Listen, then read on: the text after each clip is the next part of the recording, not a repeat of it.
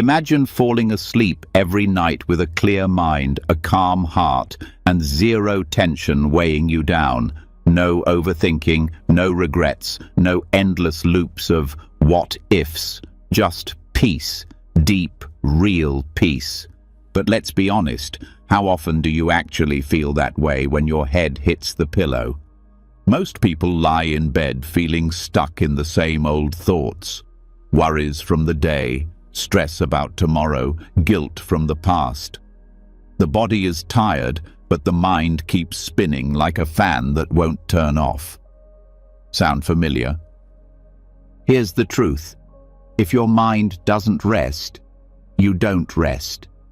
Sleep becomes shallow, dreams become heavy, and the next morning, you wake up already feeling tired, mentally and emotionally. But what if there was another way? What if you could fall asleep feeling light, peaceful, and free inside? Tonight, you're going to learn the best Buddhist lessons to release mental burdens, gently, simply, and without effort. These aren't just ideas to think about. They are ancient tools passed down through time to help you let go of what no longer serves you. Thoughts, emotions, expectations, all of it. And here's the best part. You don't need to meditate like a monk or chant in a cave. All you have to do is listen, feel, and let go. So before we start, I want you to make a quiet promise to yourself. You can even whisper it. Tonight, I let go. I welcome peace. Say it with meaning. Say it like you mean to stop carrying the weight of your world for just one night. Because once you learn to let go, even for a few minutes, your whole life can begin to change. All right, get comfortable. Breathe slowly. Let's begin. Let's pause for a second and consider something quietly. How much of your life feels like it's constantly being shaped by something else? Thoughts leading to emotions, emotions turning into actions, one worry pulling in the next, a non-stop chain of reactions. It feels normal. It feels like life. But what if that's not actually life at all? What if the real cause of stress, heaviness, and that constant background tension isn't the events of your life, but the way your mind is reacting to them, without you even realizing? What if there's something beyond that, untouched by it all?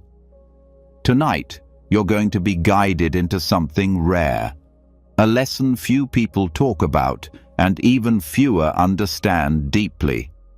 It's called asankata, a Pali word the Buddha used to describe something truly unique, the unconditioned. And while the word may sound complicated, its meaning points to the simplest truth of all, the part of your mind that doesn't move, doesn't react, and doesn't suffer. Most of the time, the mind is busy. It's always constructing something. It reacts to what's happening. It explains, it defends, it plans. All of that activity is part of what Buddhism calls sankata, the conditioned. This means everything that arises due to causes and conditions.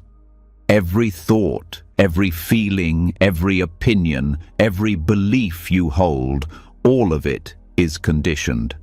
None of it stands on its own. None of it is truly free. You don't have angry thoughts because you're bad.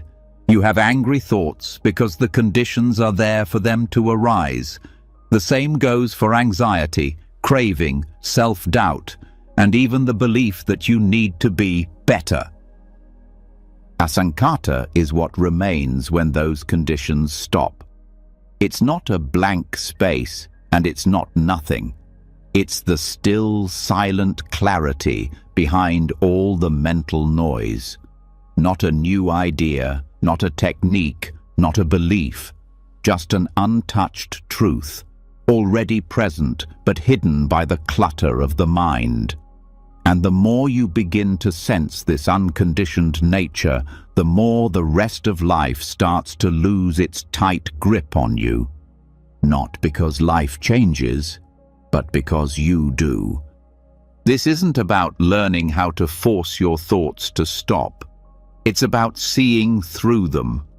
When you notice that thoughts are just conditioned echoes, memories, expectations, inner habits, you stop taking them so seriously. You see them arise, pass, and you remain. That you that remains is not your personality. It's not your opinions. It's the awareness that doesn't come and go. That's the beginning of discovering asankata. The Buddha didn't describe this as a place you go. He described it as the very end of struggle. The absence of fabrication, a mind that no longer grasps, no longer builds. When you stop creating more layers of interpretation and meaning, when you stop trying to fix every emotion or control every outcome, a space opens. And that space is not empty in the scary sense. It's empty of clinging, empty of pressure, empty of identity. It's peaceful because it doesn't demand anything, and it's not new. It's what was always here when the storm of the mind stops stirring up the surface.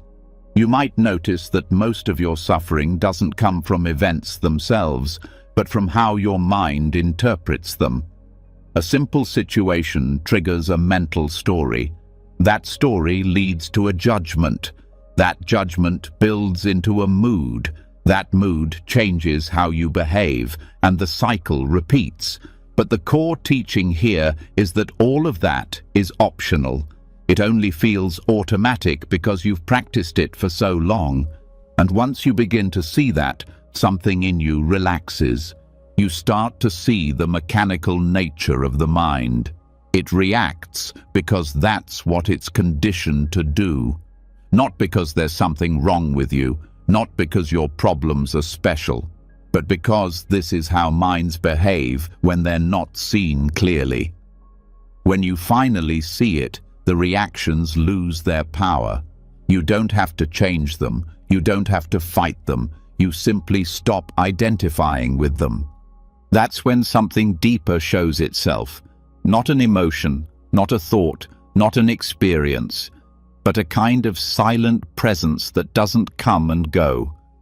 It's not excited or bored. It doesn't need praise. It doesn't worry about failure. It just is. And from there, peace arises naturally. Not the kind of peace that needs to be defended, not the kind that only lasts if everything goes your way, a peace that holds everything, that doesn't push or pull, that doesn't break under pressure. This is why the Buddha described Nibbana, the goal of the path, as the realization of the unconditioned. Because as long as your happiness depends on anything conditioned, your success, your thoughts, your reputation, your health, it's fragile. But when you stop leaning on those things, you stop suffering when they change. And they always change. But now you're rooted in what doesn't. You stop needing to be anyone. You stop needing to become. That's freedom. Not the freedom to do whatever you want, but the freedom from needing to do, be, prove, achieve, or escape. A kind of contentment that can't be earned because it was never missing, it was only buried, and so the path becomes clearer. Not a path of gaining, but of releasing. Letting go of the identity built from thoughts, letting go of the emotional storylines, letting go of the belief that peace comes later. It comes now, when the mind is no longer chasing anything. This doesn't mean becoming passive. You still live, you still speak, you still care, but your actions come from a quiet mind, not a grasping one. And that changes the quality of everything. There's no tension behind your effort, no panic behind your plans, no tightness behind your choices, just presence, just simplicity, just what's needed, when it's needed. As this deepens, you begin to experience something unusual, the absence of inner resistance. Things still happen, but you stop creating extra suffering. That doesn't mean you feel happy all the time. It means you stop fighting whatever appears. And strangely enough, that's when joy appears, not because you forced it, but because the obstacles to joy fell away. The unconditioned is not an achievement. It's a return to what's not pulled by praise or blame, not caught in past or future, not driven by fear or desire. It doesn't mean you don't feel. It means your feelings don't define you. It doesn't mean you don't think. It means your thoughts are no longer in charge. And once that becomes real, there's a sense of space in everything. Even difficult moments feel lighter. You can be in the middle of a conversation, a challenge, or even a loss, and still feel an inner quietness that doesn't break, because your mind isn't being dragged anymore. It's resting, not sleeping, but resting in awareness that doesn't hold on. This is the teaching of Asankata, not a doctrine, not a belief system, but a glimpse into a part of consciousness that is already free. And every moment you see it, even for a breath, you weaken the hold of suffering. You dissolve another layer of reactivity. And what remains is not blankness, it's peace.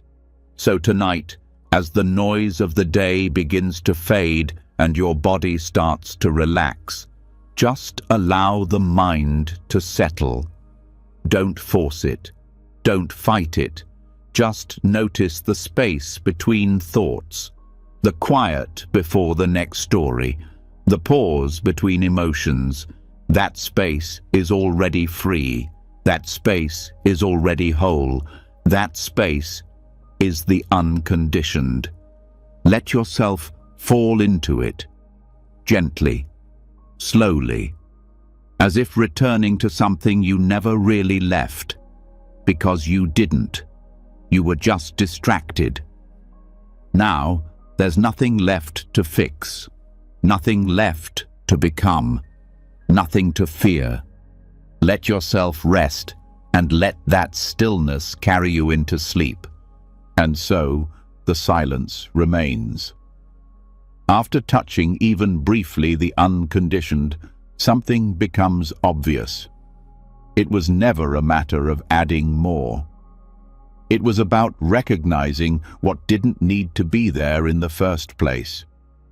But now comes a deeper look, not at the big, loud distractions of life, but at the quiet structures hiding inside the way we think, the hidden architecture of the mind that never stops building, shaping, interpreting, without permission. It is subtle, it is constant, and it creates a pressure that most people never even notice until it stops. This is the suffering not of pain or loss, but of mental construction itself. The Buddha called it Sankhara Dukkha, the deep, quiet discomfort born from formations. Tonight, that's what we explore. Sankhara, in its essence, means formations. These are not things you do, but patterns your mind creates in every moment. Formations of thought, formations of emotion, formations of perception. They're not random, they're not wrong, but they are automatic, and they are exhausting. The moment you open your eyes in the morning, they're already working. Before you decide what to feel, the mind is naming, comparing, filtering, narrating. Even the thought, "I just woke up," is a mental formation. It seems natural, it seems neutral. But every formation is an action, It uses energy. It subtly pushes against experience to reshape it into something familiar, something manageable. The problem is, these formations are not built on wisdom. They're built on memory, desire, fear, culture, habits. Every label you give something, beautiful, boring, unfair, useful, creates a slight tension, a distance, a judgment. And with that judgment comes dukkha, not always painful, but always a kind of unease, a background discomfort from never meeting the moment directly, always seeing it through a mental filter. These filters are not personal. You didn't choose them. They were given to you through language, upbringing, repetition. But they now live in your mind like automatic software. That's why someone can compliment you, and instead of feeling joy, a tightness forms. Because the formation that says, "I must always be enough," is triggered. Or why silence with a loved one brings unease, not peace, because the mind is forming the thought, "They should say something now." These moments seem small, but they happen constantly, and they accumulate into a kind of inner pressure. What makes Sankhara dukkha so difficult to notice is how subtle it is. It's not screaming, it's whispering under every thought. A constant shaping of experience that makes it feel like you always need to be adjusting, reacting, preparing. Even when nothing is wrong, the mind is forming opinions, attaching meaning, calculating. It doesn't rest. And because it doesn't rest, you don't rest. This is why meditation can be so confronting. When you sit in silence and start watching the mind, it doesn't become quiet. It becomes loud. Not because the thoughts are increasing, but because you're finally hearing them. You begin to notice just how non-stop the forming is. One image leads to a memory. That memory leads to a story. The story leads to a reaction, then a plan, then a conclusion. All of it happening without conscious effort. And here's the key. Each of those steps is a sankhara. Each one is a formation. Not just thought, but the background structure that allows the thought to even appear. And every single one of them adds a little weight to your experience, a kind of tightness in the chest, a tension in the jaw, a spinning in the mind. This is not caused by the content of the thoughts, but by the process of formation itself. That's the deeper dukkha. The solution isn't to stop thinking. That would be just another formation. The solution is to see clearly, to understand the mechanism. When you observe a thought arise and pass without attaching to it, something changes. You're not feeding the formation, you're allowing it to dissolve. And in that dissolving, something lighter appears. Not a better thought, not a new story, but the absence of pressure. A mind not forming itself moment by moment. This requires a shift in how you pay attention. Normally, attention is horizontal, it follows the content, but freedom comes when attention turns vertical, down into the structure. Instead of asking, "What am I thinking?" you ask, "What's the mind doing to make this thought happen?" That shift reveals the whole game, and once seen, the game begins to lose its grip. One of the most powerful ways to observe this is through language. Every word you use internally is a formation. Calling something mine is not neutral. It creates a shape of ownership. It creates a tension of protection. It builds a self that can lose. Calling something wrong creates a mental opposition, even if there's no physical threat. And when the mind lives in constant opposition, constantly categorizing, separating, It suffers, even if everything looks fine from the outside, but this doesn't mean you stop using language. It means you become aware of the cost. You speak inwardly with less rush. You label with more caution. You realize that naming something is not just recognizing it, it's shaping your experience of it. And if you shape too much, too often, the weight becomes unbearable, even if you're smiling on the surface. This is where insight deepens. As you observe these patterns without reacting, you begin to see the difference between awareness and formation. Awareness is spacious. It includes. It doesn't control. Formation is narrow. It divides. It pushes. When you rest in awareness, there's no need to manage every feeling or thought. They can come and go like wind through open windows.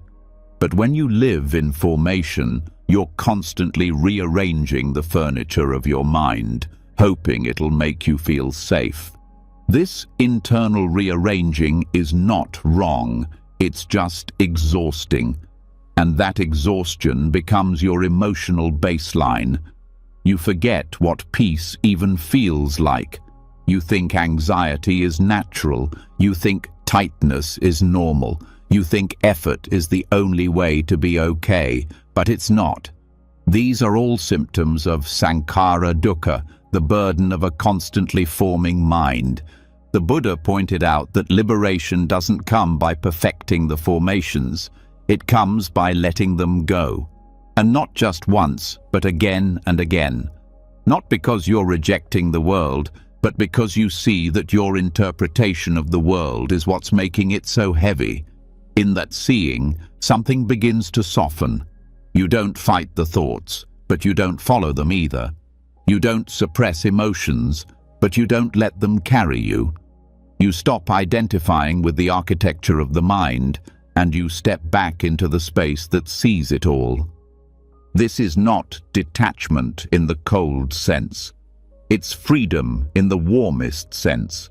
The freedom to be with life without reshaping it in every moment. Without the need to adjust your personality to feel loved. Without the need to defend every opinion. Without the need to add meaning to every silence. That's the end of sankhara dukkha. Not the end of thought, but the end of the pressure to make thought into your identity. This kind of release can't be forced. It grows from clarity, from noticing the moment the mind starts to shape and gently choosing not to follow, from recognizing that craving is a formation. Aversion is a formation. Even the spiritual seeker identity is a formation. They may be useful at times, but they are still part of the machinery. And the machinery will always create friction. That's what it does. But you are not the machine. You are the space in which it runs, and when you stop feeding it with identification, it begins to slow. Not because you made it, but because the fuel is gone. And what replaces it is not blankness, but spaciousness. A clarity that sees the world without filters. A presence that doesn't need to rearrange anything to feel complete. This presence doesn't argue, it doesn't explain, it simply sees. And in that seeing, the weight lifts. What once felt like responsibility now feels like choice.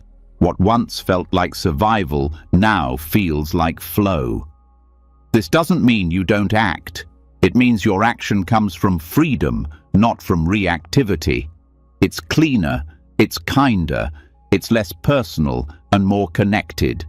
And in this, a quiet joy emerges, not the joy of excitement, but the joy of rest, the joy of not needing to constantly become something, the joy of experiencing without interpretation.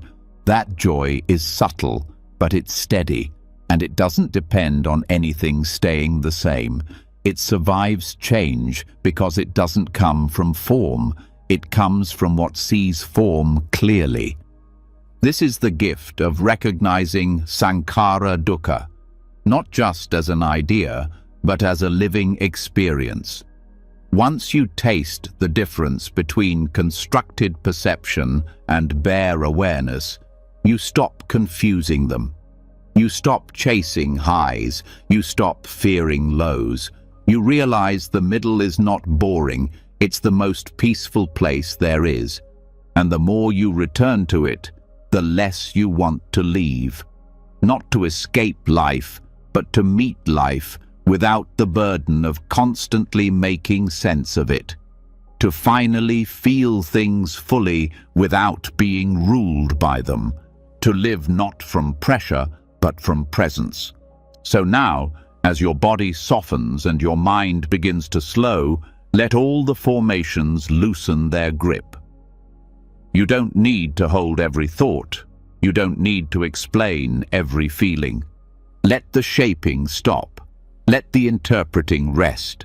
Let the meanings fall away. And as you do, you'll notice something gently waiting underneath. A peace not formed, a rest not built. A presence that was here all along. Let it hold you now. Let it carry you into sleep. When the mind stops building, stops commenting, stops interpreting, something remarkable starts to happen.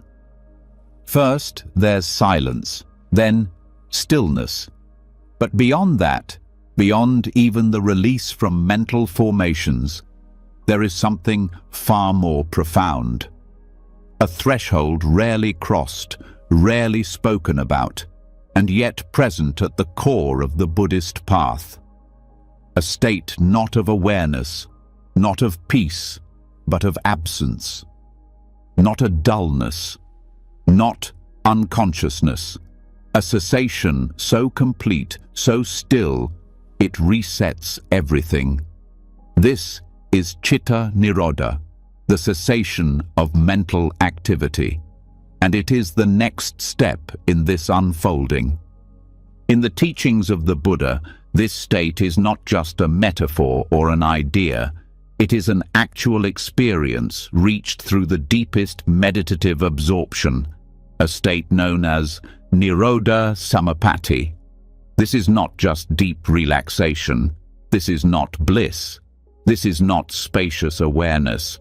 This is the full stopping of mental consciousness. No thought, no feeling, no perception, no time, not sleep, not trance, but the complete shutting down of the mental engine, like switching off the power, without fear, without resistance. This may sound frightening. How can something so extreme be part of the path to liberation?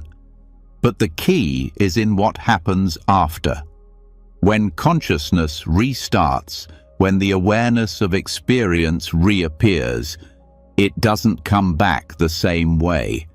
The circuits that were used to thinking in loops, to reacting in patterns, to holding trauma in memory, they are softened, disrupted. The habitual grooves are smoothed out.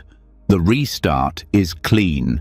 This is why the cessation of consciousness, though temporary, can leave permanent changes. In daily life, your mind is never fully still. Even when resting, some part of it is tracking, planning, defending, remembering. There is almost always a subtle pulse of becoming, of identity maintaining itself. In Nirodha Samapatti, that identity is dropped entirely, not replaced, not improved, just gone. And yet, this isn't harmful. The body doesn't collapse. The heart keeps beating.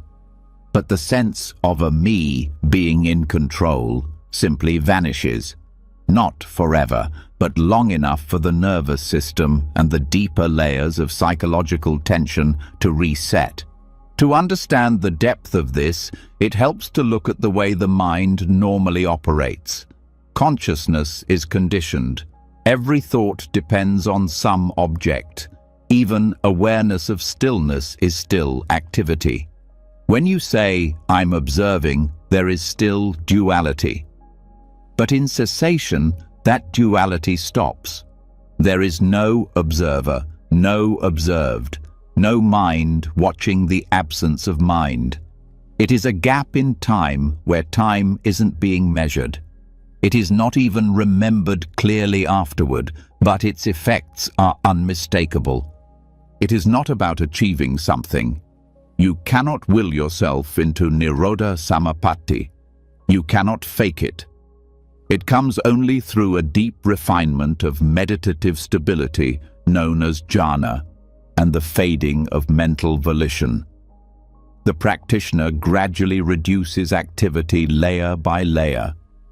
First, external noise is left behind.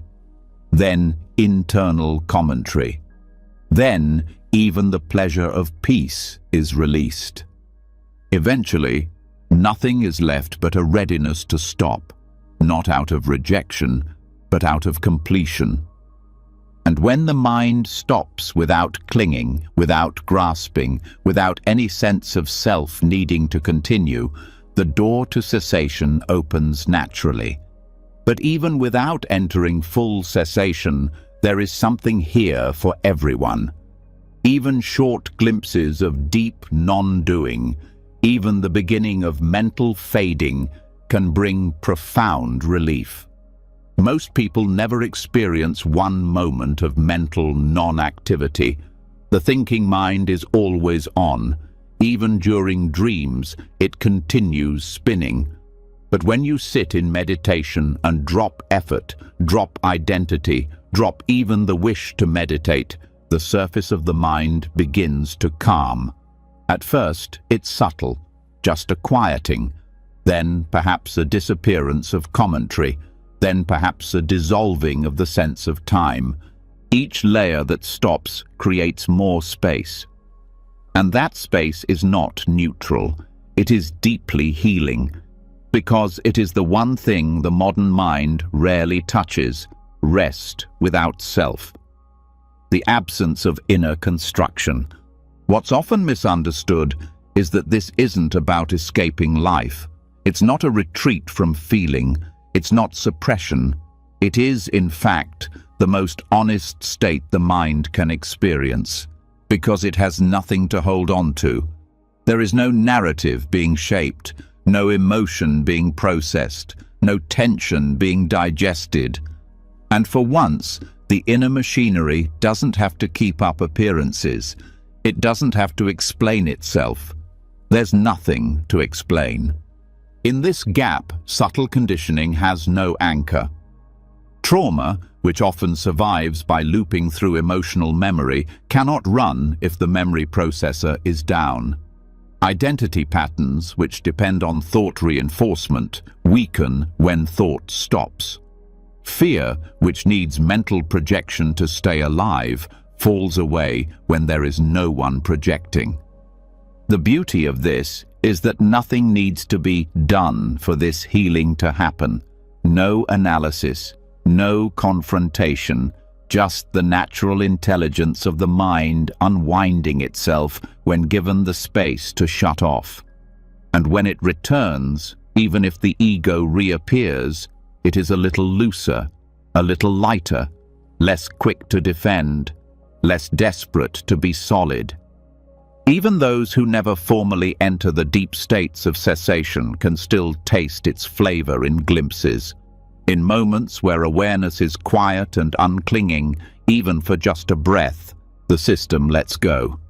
And the longer those moments are trusted, the more the mind learns that it can rest deeply without losing control. That is key. Learning to rest without control. Not managing stillness, but surrendering into it. This is the opposite of what most people are taught.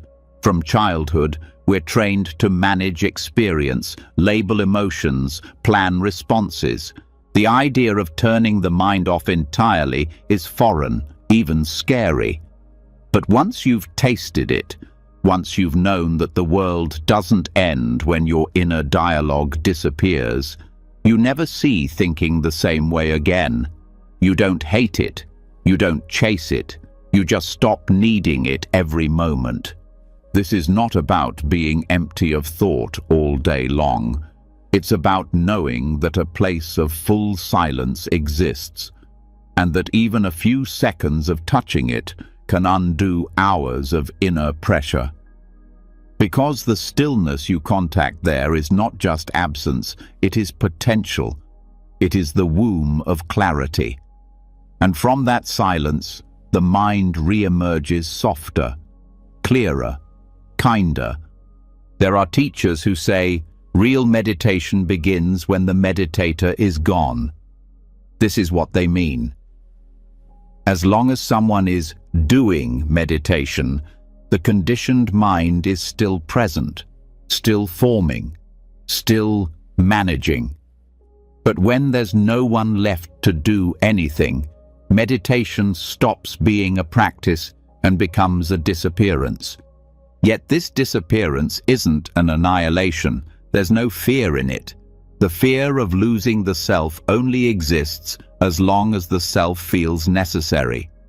Once you see that life doesn't collapse when you are gone, a new kind of confidence arises, not the confidence of knowing things, but the confidence of not needing to know.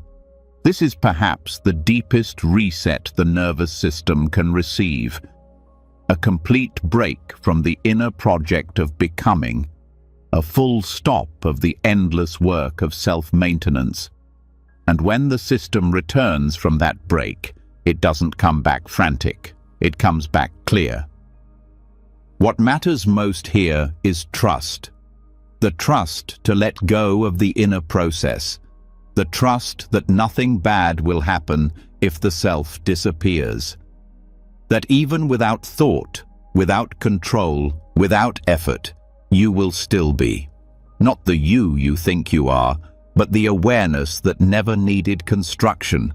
You can't force this trust, but you can grow it slowly, by practicing sitting without agenda, by allowing thoughts to fade without pulling them back, by gently refusing to participate in every mental event, and then by noticing without judgment what remains. You may find that what remains is not a lack, but a fullness, a quiet presence, a mind no longer chasing itself. And as you rest there longer, the pressure to be someone relaxes. The weight of your history lifts. The loop of needing to fix everything pauses. And in that pause, you're not erased. You are revealed. This is the heart of Chitta Nirodha, not a mystical state far away, but the potential of every moment when the mind lets go so completely it stops being the one doing the seeing. The one feeling the silence is not a self. It is the silence itself. So as this night deepens and thoughts begin to dissolve again, trust what is quiet. Let it stay quiet. You don't need to name this moment. You don't need to manage it. You don't even need to stay aware of it. If everything fades, that's okay. If nothing is left, let that be. The world will still turn. The breath will still move. The body will still rest. And when you return, whether in a few minutes or after sleep, you may find the world lighter, your mind clearer, your heart more open, not because something was added, but because everything was let go. This is the blessing of cessation, not escape, not blankness, but the deepest reset a mind can know. Let yourself disappear into that reset now. Let all thoughts fall back. Let the inner world go dark, not with fear, but with rest. There's no one left to do, no need left to become, no watcher left to observe, just the pure, sacred pause. Let it hold you, let it wash you clean, and rest. After resting in that deep pause, after the mind has ceased its restless constructing and dissolved even the sense of a watcher, something begins to stir again. Awareness returns. Consciousness lights up gently. But what now reappears isn't the same as before. There's a softness, a slower rhythm. And in that return, a new possibility opens up, one that can only be clearly seen after experiencing a moment of not being wrapped in it. The stream of thought begins again, but this time it's no longer taken for granted. It can be observed, questioned, seen for what it really is, a stream, not a self. For most people, thought feels like identity. The words in your head don't just sound like you, they feel like you. The tone, the reactions, the assumptions, the opinions, they all come dressed in your voice, backed by your memories, shaped by your past. And so, when a thought appears, it's not treated like a passing moment. It's treated like the truth, like something that must be defended, believed, or acted on. That's how stress grows, by treating mental commentary as personal. But what if it isn't? The Buddha pointed to this very question. He taught that thought is one of the 5 aggregates or components of self-experience, but none of these are the self. Thought is just one function of mind. It arises, it passes, and it doesn't carry ownership. No one creates a thought on purpose, it simply appears. When it's pleasant, we cling to it. When it's disturbing, we try to get rid of it. But either way, we relate to it as mine. That is the problem. The moment my thought appears, suffering soon follows. When the mind sees thought as impersonal, something fundamental shifts. A thought can be kind, cruel, brilliant, absurd, but it no longer defines anything. It becomes an event, like wind moving through leaves. It is noticed, maybe even appreciated or questioned, but not claimed. That's what frees the mind from the endless emotional roller coaster. Not the absence of thought, but the absence of identification. This might seem subtle, but it has enormous power. Take a moment of anxiety. The normal approach is to believe the anxious thought, try to solve the problem it presents, or fight it as irrational. But both approaches assume the thought is yours. When that ownership drops, the energy behind it collapses. The anxious thought is just another wave in consciousness. It doesn't require solving. It doesn't reflect who you are. It's simply what the mind is producing in this moment, based on past conditions. That distance doesn't numb you, it liberates you. The key here is observation without ownership. This is not the same as detachment or pushing thought away. It's the active understanding that what arises in the mind is just an echo, not a command, not a threat, not a truth. It is a conditioned appearance, and that means it has no real authority unless you give it one. This is why mindfulness isn't just about noticing what's happening. It's about noticing how the mind adds to what's happening. The thought, "I'm not good enough," might appear in a fraction of a second. But it's not dangerous until the mind believes it, identifies with it, and builds a story around it.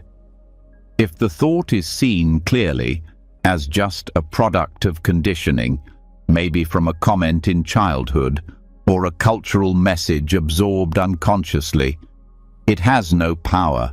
It rises, it falls. No one was insulted, no one failed. There's no self to be judged. That level of clarity takes practice, but it's not complicated. It begins with simple noticing. Hearing the thought without becoming the thought. Feeling the emotional ripple without reinforcing the mental storyline that came with it.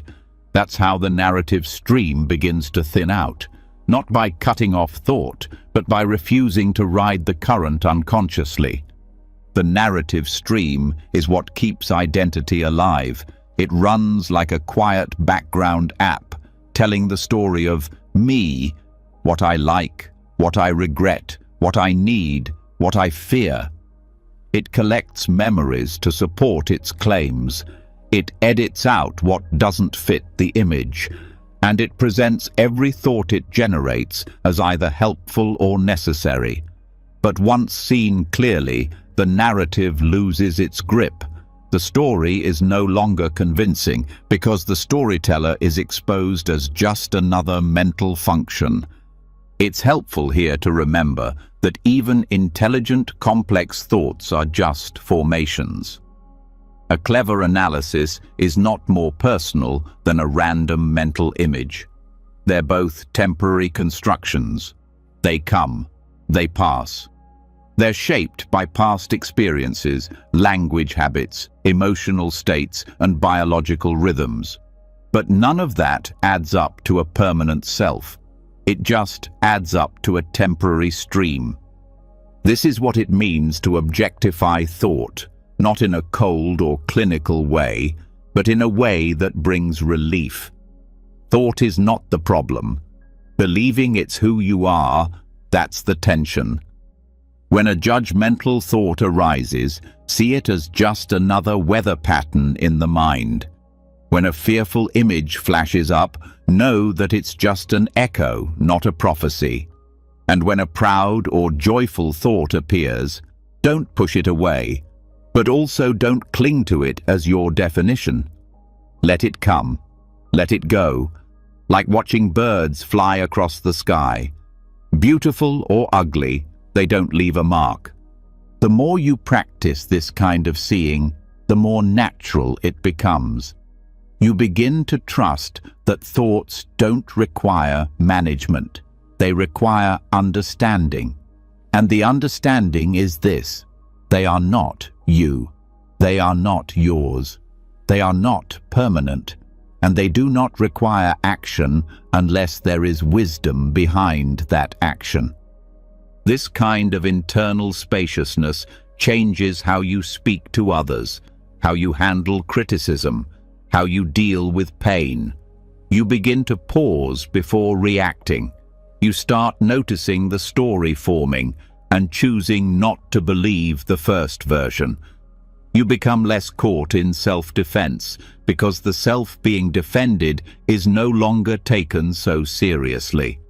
This is not apathy. It's maturity. It's the calm of someone who has stopped confusing noise for meaning.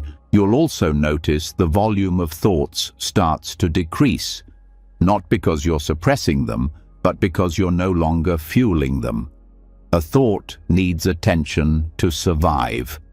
Identification is its food.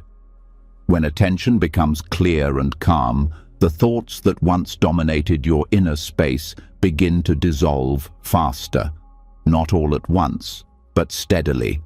The loops become shorter, the compulsions become weaker, and what remains is a kind of inner quiet that holds everything without clinging.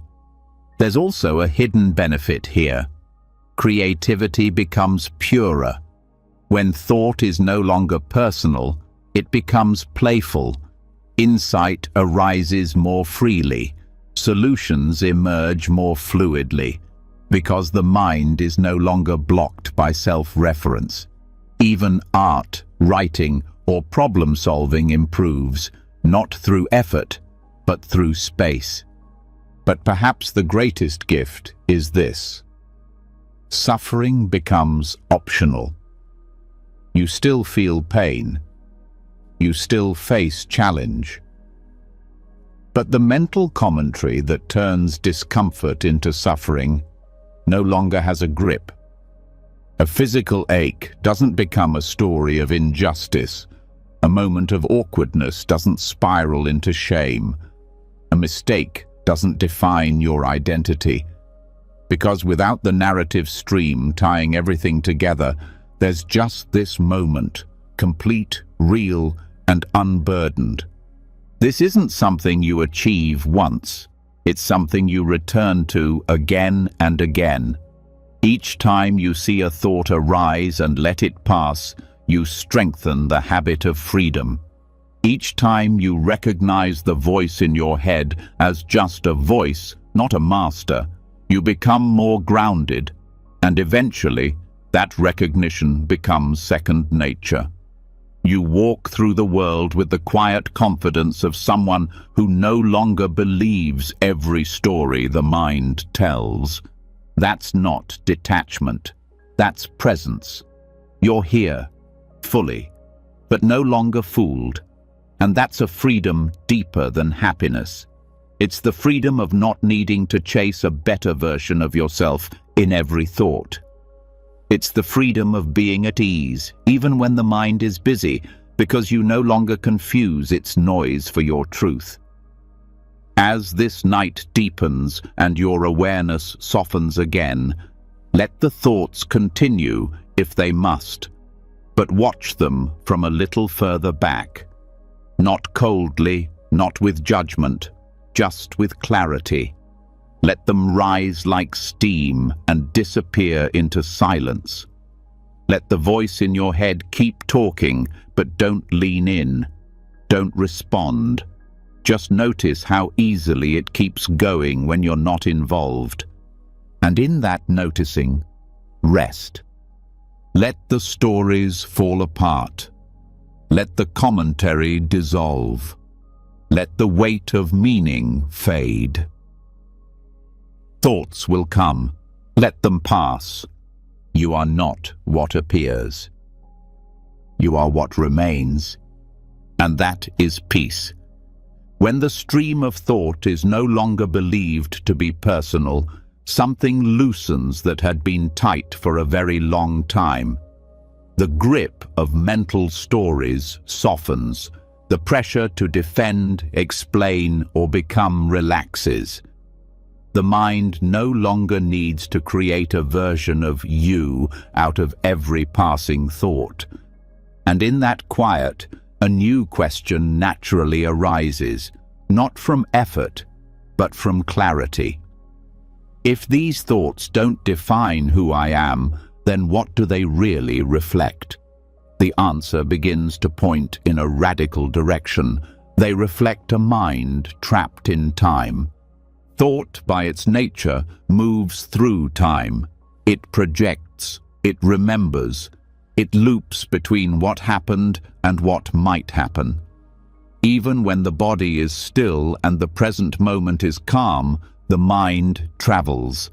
It relives conversations, it replays failures, it imagines threats that haven't come and pleasures that haven't arrived. This constant movement doesn't just waste energy, it creates stress, longing, regret, fear. It constructs an entire emotional life around events that aren't happening, and the mind lives in this artificial world as if it were real. The Buddha saw this clearly. He didn't just point to the suffering caused by desire or identity. He pointed directly at the illusion of time as one of the deepest roots of human confusion. Not time in the physical sense. The clock still turns, seasons still change, but the psychological experience of time, the one carried inside the mind, is almost entirely invented. It is a mental habit, not a reality. And this habit keeps the mind busy with ghosts. Most of the pain people carry does not come from what is happening. It comes from what they believe has happened, or what they fear will happen. Regret is the mind building a narrative around a past that no longer exists. Anticipation is the mind preparing for something that may never arrive. In both cases, awareness is pulled away from presence and absorbed into abstraction. It's not just a distraction, it becomes a prison, because you cannot act in the past and you cannot live in the future. But the mind insists on staying there, This is why timeless awareness is not a luxury, it's not a poetic concept, it's liberation. The moment the mind stops referencing what was or what might be, it becomes light. The weight of years drops. The emotional burden of old events vanishes. Not because they are erased, but because their grip on the present is released. Time only controls your life if you believe its stories. When you don't, you wake up. To begin seeing through the illusion of time, attention must return again and again to direct experience. What is happening right now without a single reference to what came before or what comes after? This is not about losing memory. It's about no longer building identity out of memory. It's not about ignoring the future. It's about no longer trying to live in a place that isn't real. The present moment is often dismissed as simple or even boring. That is only because the mind has been trained to live elsewhere. When awareness actually stays in this moment, not through effort but through recognition, something opens. The colors are sharper, the breath feels deeper. The tension that once felt normal is suddenly seen as optional because it was being held up by thoughts that required time to exist. Even the sense of self relies on time. Who you believe you are is shaped by who you think you were. The idea of becoming better depends on an imagined future. But when both past and future are seen as mental activity, nothing more than images and words, the whole identity structure begins to weaken. That is not a loss, it is a relief. This doesn't mean the mind stops functioning. Planning still happens. Memory still appears. But they no longer feel personal. They are tools, not homes. They are practical, not defining. You plan a trip without becoming the one who must control every step. You remember a mistake without becoming the one who failed. The moment the mind returns to now, the pressure created by those stories falls away. This kind of presence is not found by straining for it. It's revealed when the illusion of time is gently seen through. Every time you catch the mind drifting into a past event, you have a chance to question it. Is this memory helping me? Or is it replaying out of habit? Is this worry based on something real? Or is it a projection I've mistaken for certainty? That questioning is not mental, it's experiential. You feel the body soften when you drop a story. You notice space open when you stop feeding a worry. The future loses its grip. The past stops being a weight. And what remains is quiet clarity. A clarity that can't be named, but can be lived. This is where timeless awareness begins, in the noticing that thought is time. And when you stop following thought, time dissolves. What remains isn't static, it's alive, it moves, it breathes, but it doesn't pull you out of yourself, it doesn't carry you away, it holds you in presence. This shift changes how you meet everything. Relationships become lighter because you're not constantly comparing now to what used to be. Emotions pass more freely because they're not linked to long chains of memory. Work becomes more focused because your energy isn't split between doing and worrying. Life starts to flow without the drag of interpretation, and when challenges come, they are met directly. Not with stories about how similar this is to a previous failure, not with fears about what this might mean tomorrow. Just presence, meeting what is. That presence is intelligence. It responds with clarity. Because it's not caught in the fog of imagined outcomes. One of the deepest insights here is that suffering depends on time. Not just because of what's remembered or anticipated, but because suffering needs a narrative to survive. Pain can be intense, but without a story, pain stays as sensation. It moves, it changes, it doesn't turn into suffering. It's the thought, "This shouldn't be happening," or "This always happens to me," that turns pain into a burden. And that thought is always rooted in time. When awareness sees that clearly, it starts to pull back from the timeline. Not as avoidance, but as liberation. You stop needing to fix the past. You stop needing to control the future. You do what needs to be done, but you're no longer wrapped in anxiety or guilt.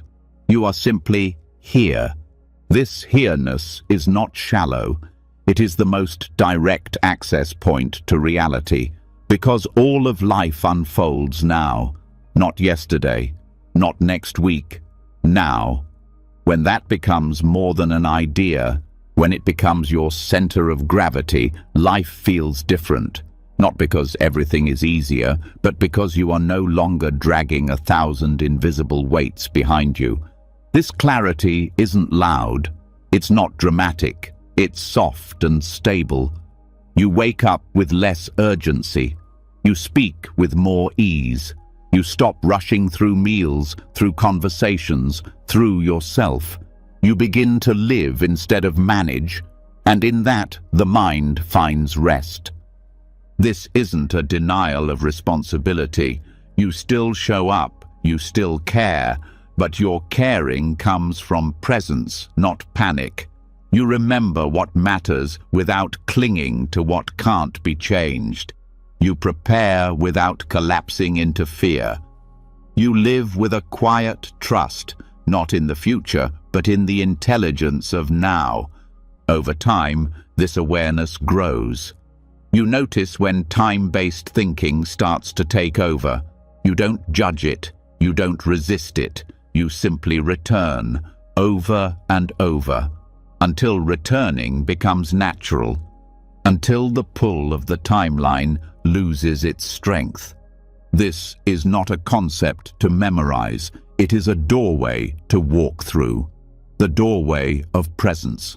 It doesn't require silence, it doesn't require stillness.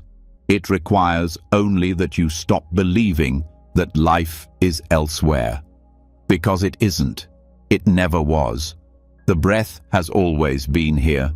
The sound, the touch, the feeling, they've all been pointing to this moment. But the mind, trained by time, kept looking away. Now, with new clarity, that looking begins to slow. The turning outward becomes turning inward. Not to analyze, but to be, to rest, to meet life as it is, without the weight of before, without the worry of after. Let that resting deepen. Let thought fall away, not because it's wrong, but because it's not needed. Let the stories go quiet. Let the habit of projecting pause. Let this moment be enough, not as an idea, but as a felt reality. Time will still move, but you don't have to move with it. Stay here, let the timeline dissolve, and let yourself rest in the freedom that has no before, no after, only this.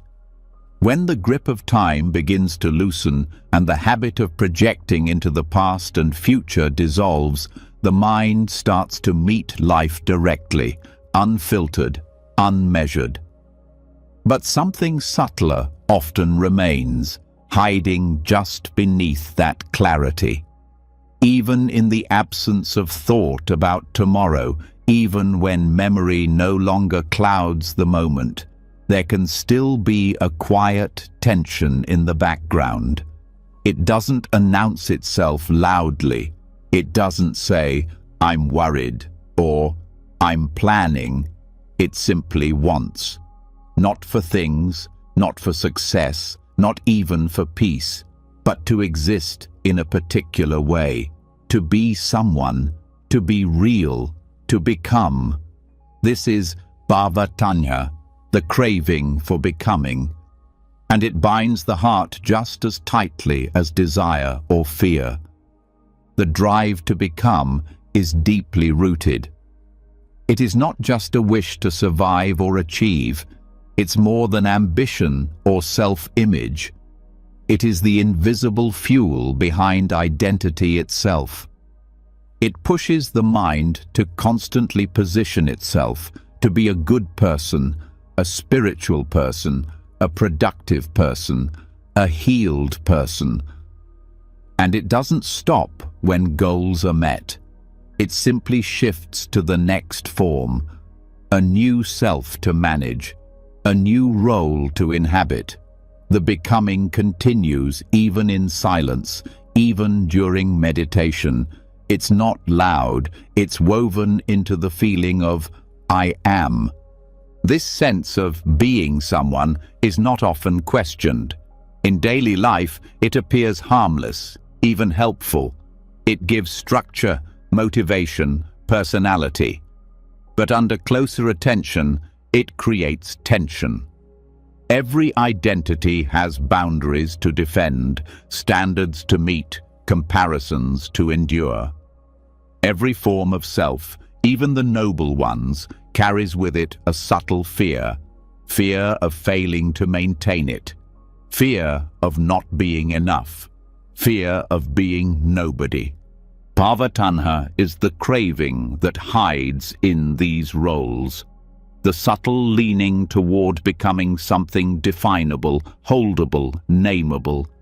It may appear as the wish to be understood or the hope of being seen as valuable. It may show up as the drive to progress in practice, to get somewhere spiritually. It can even mask itself as the aspiration to let go or awaken. But as long as there's a mental movement toward becoming, even becoming free, the tension remains.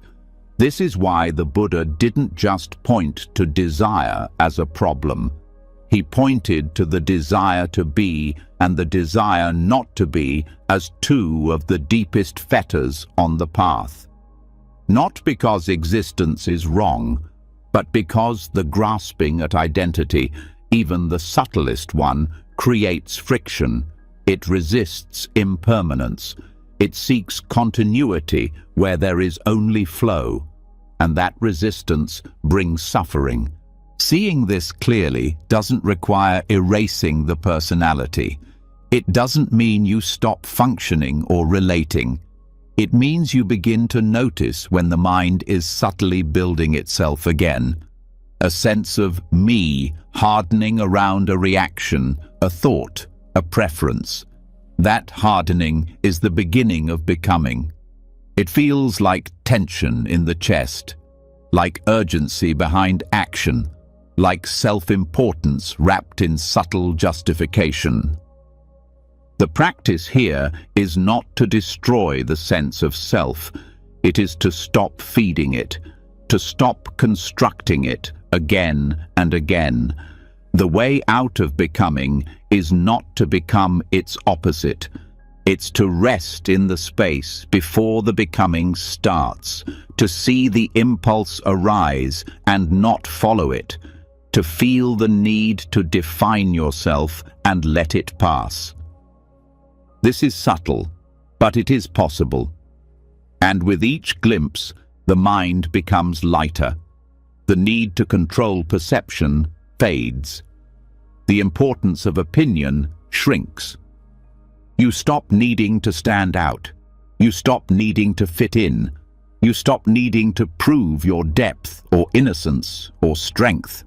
Because the one who needs to prove anything is just another layer of becoming, another mask the mind puts on to avoid the simplicity of just being. And being itself is not the problem. It's the selfing that rides on top of it. The construction that says, I am this, or I must not be that. That's where suffering begins, because whatever you become, you must protect. And what must be protected will eventually bring fear. Even the craving to become peaceful can be a trap. It creates an inner checklist. Am I calm enough? Am I progressing? Am I still who I thought I was last week? That comparison keeps the mind restless. It turns presence into performance. It creates an invisible tension where there could be stillness. So what happens when the craving to become drops away, even for a moment? There is no loss. There is no blankness. There is just presence without self-reference. Things arise and pass. Emotions move through. Sensations appear and vanish, and none of it is taken personally. Not because you're detached, but because there's no center needing to be reinforced. This kind of presence is not dull. It's alive, intimate, responsive. It listens deeply. It moves with clarity. But it doesn't lean forward into an identity. It doesn't need a story. It doesn't try to leave a trace. It is empty of pressure, and yet it functions beautifully. You still speak, still act, still care, but there's no need to make it about you. That absence of self-reference frees up enormous energy. That energy can now rest or flow into compassion or creativity or silence. It's no longer wasted on inner management. The process of releasing bhavatanha starts with noticing the push, that subtle movement toward becoming, that little voice that says, I need to be understood. I want to be admired. I must be better. Not to silence it, but to see it, and in the seeing, to let it be, without obeying it, without condemning it, just letting the wave rise and fall without riding it. Over time, the impulse weakens. It becomes easier to be nobody, not in a cynical way, but in the most honest way. Nobody needing credit, nobody needing a label, nobody needing to win. And that kind of nobody is the most open space there is. It's where compassion flows freely. It's where wisdom isn't clouded by ego. It's where rest becomes natural. This is not withdrawal from life. It's full participation without tension. Because you are no longer trying to be something. You are just being, without agenda, without shape, just here. This frees you even in relationships. You stop needing to play roles. You don't try to be the wise one, the forgiving one, the helpful one. You just respond as the moment asks, without script, without effort to hold a persona. That authenticity feels light. It feels spacious. It feels like breathing for the first time after holding your breath for years. Even in solitude, the drive to become can appear. Thoughts arise that try to judge your worth based on what you're doing or thinking. The mind may wonder if you're doing it right, if you're growing fast enough, if you're enlightened enough. All of that is just more becoming, just more narrative. But when the narrative is seen as just thought, not truth, it loses power. And in that space, the mind remembers its natural state, quiet, open, not seeking, just aware. And then even the seeking for awareness can dissolve. You stop looking for states. You stop evaluating your stillness. You stop being the one trying to have an experience, because even the seeker is a role, a mask, another movement of becoming. Freedom comes not from perfecting the self, but from no longer needing one, from no longer reinforcing the illusion of solidity. This does not lead to confusion. It leads to simplicity. The kind of simplicity that doesn't ask for attention, that doesn't demand resolution, that just rests in what is. And so the path becomes clearer, not a path of improvement, but of release. Not a path of gaining, but of surrender. Not a path to become, but a path to stop becoming. And in that stopping, life begins to live itself. No struggle, no tension, just presence unfolding. No self trying to hold it together. No image being curated. No script being performed. Let that kind of stillness take root now. Let the identity loosen. Let the becoming fade. Let yourself return not to a new version of you, but to the absence of version. The body breathes, the mind rests, and in the space where no one is trying to be anything, peace begins to bloom. Let it, and stay. As the craving to become quietly dissolves, a new kind of peace begins to emerge. Not the peace that comes from achieving something or arriving somewhere, but the kind that grows from no longer needing to be anything at all. There is a lightness, a simplicity in this freedom. But even here, in this depth of letting go, there's one more form the mind often clings to without noticing. One more mask it wears while pretending not to wear any. It is subtle, it is noble, and it is deeply convincing. The identity of the spiritual seeker. This role doesn't shout. It whispers. It says, "Keep going, you're almost there." It encourages sincerity, dedication, and honesty. It guides you through suffering, through confusion, through transformation. It promises clarity, stillness, awakening.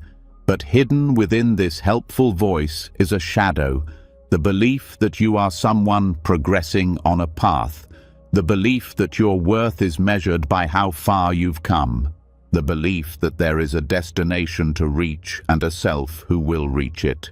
This belief can sustain the journey for a long time. It fuels practice. It motivates growth.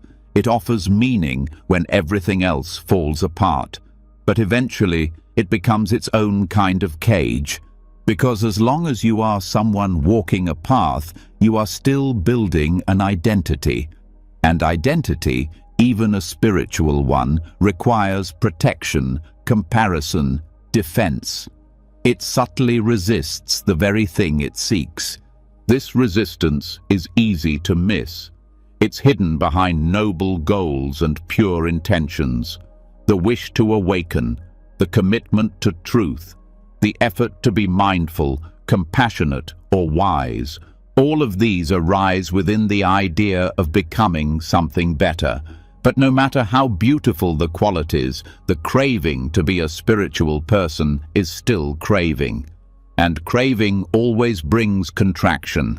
It's not wrong to begin this way. Everyone starts somewhere. The wish to end suffering, to live with clarity, to understand life, these are deeply human and deeply sacred. But if they harden into an identity, they become just another thing to carry, another role to perform, another standard to live up to. The mind begins to compare. Am I more peaceful than before? Am I as awakened as that teacher? Am I failing if I still get angry? These questions are not signs of awakening. They are signs that the path has become a mirror, a way to measure yourself, a way to protect an image of progress. And every time that image is threatened by confusion, by difficulty, by human emotion, the spiritual self tightens. It doesn't want to lose ground. It doesn't want to appear wrong. It resists the flow of life to preserve the story of being on the path. Even in meditation, this shows up. The mind chases silence. It judges distraction. It counts hours. It remembers insights as achievements.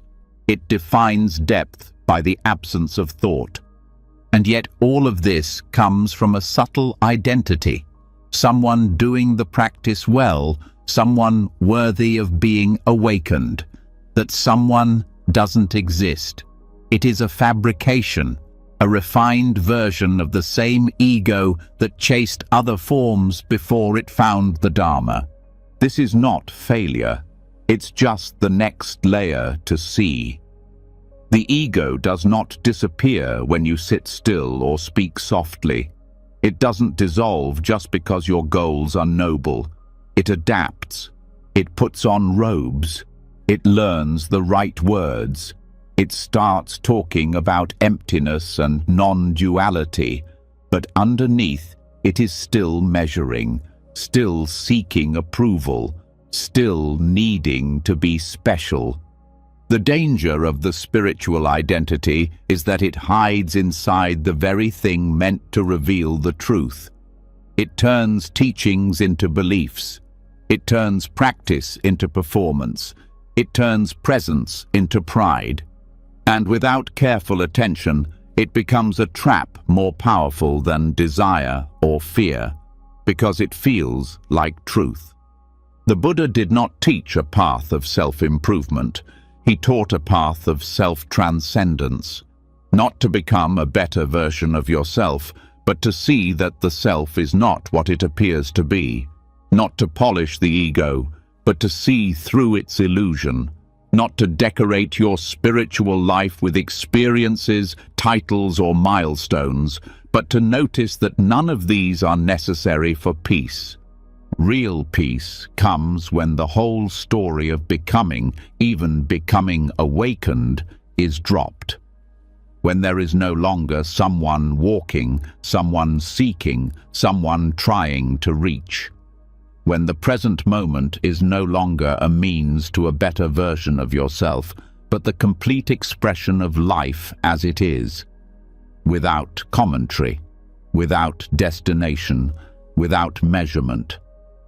Letting go of the seeker identity doesn't mean abandoning the path. It means walking it without ownership, practicing without story, living with awareness, not as a spiritual person, but simply as awareness itself. There is no need to claim it, no need to narrate it, no need to prove it. Awareness doesn't need to be anything, it just is. This shift is subtle but transformative. You still meditate, but not to become calm. You still speak the truth, but not to be seen as wise. You still meet pain with compassion, but not to fulfill a role.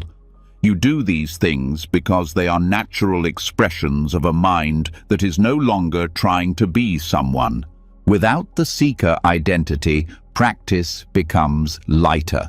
There is no failure, no progress to defend, no identity to polish. When anger arises, it is just anger, not your failure. When clarity comes, it is just clarity, not your success. The mind stops making everything personal. It lets go of spiritual self-importance. It stops needing to be on the path all the time. This allows for honesty. You can be completely human, messy, unsure, changing. You no longer hide behind ideals. You no longer pretend to be peaceful when you're hurting. You no longer act wise when you're confused. There is no one to protect, only life unfolding. The teachings remain, the practice continues, but the identity dissolves. There is a kind of quiet in this, a deep stillness that doesn't come from effort, but from release. A gentleness that doesn't come from achievement, but from absence. When you're no longer trying to be anything, the heart finally rests. This is what the great masters pointed to. Not a path of accumulation, but a path of subtraction. A stripping away of all that is false. Not to reach a better state, but to realize that there is nothing to reach, The one who seeks awakening is the last illusion to be seen through, and when that illusion falls, there is no need to awaken. There is only what is, undivided, complete. And so the deepest letting go is not letting go of the world. It is letting go of the seeker, the one who tried so hard, the one who wanted it so badly, the one who did everything right, the one who waited for peace. That one was never real, just another story, just another attempt to be someone. When that effort ends, the mind becomes simple again, not because it figured it out, but because it no longer needs to. It no longer needs to be right, to be spiritual, to be healed. It just needs to be still. That stillness is not a goal. It is what remains when the movement toward goals fades. It is what shines through when there is no one left to maintain an image. And it is available now, not after enlightenment, not after more effort, but here in the release of the identity that says, I am becoming free. Let that identity drop now. Let the seeker rest. Let the one who walks the path dissolve into the path itself. There is no distance to cover, no future state to reach.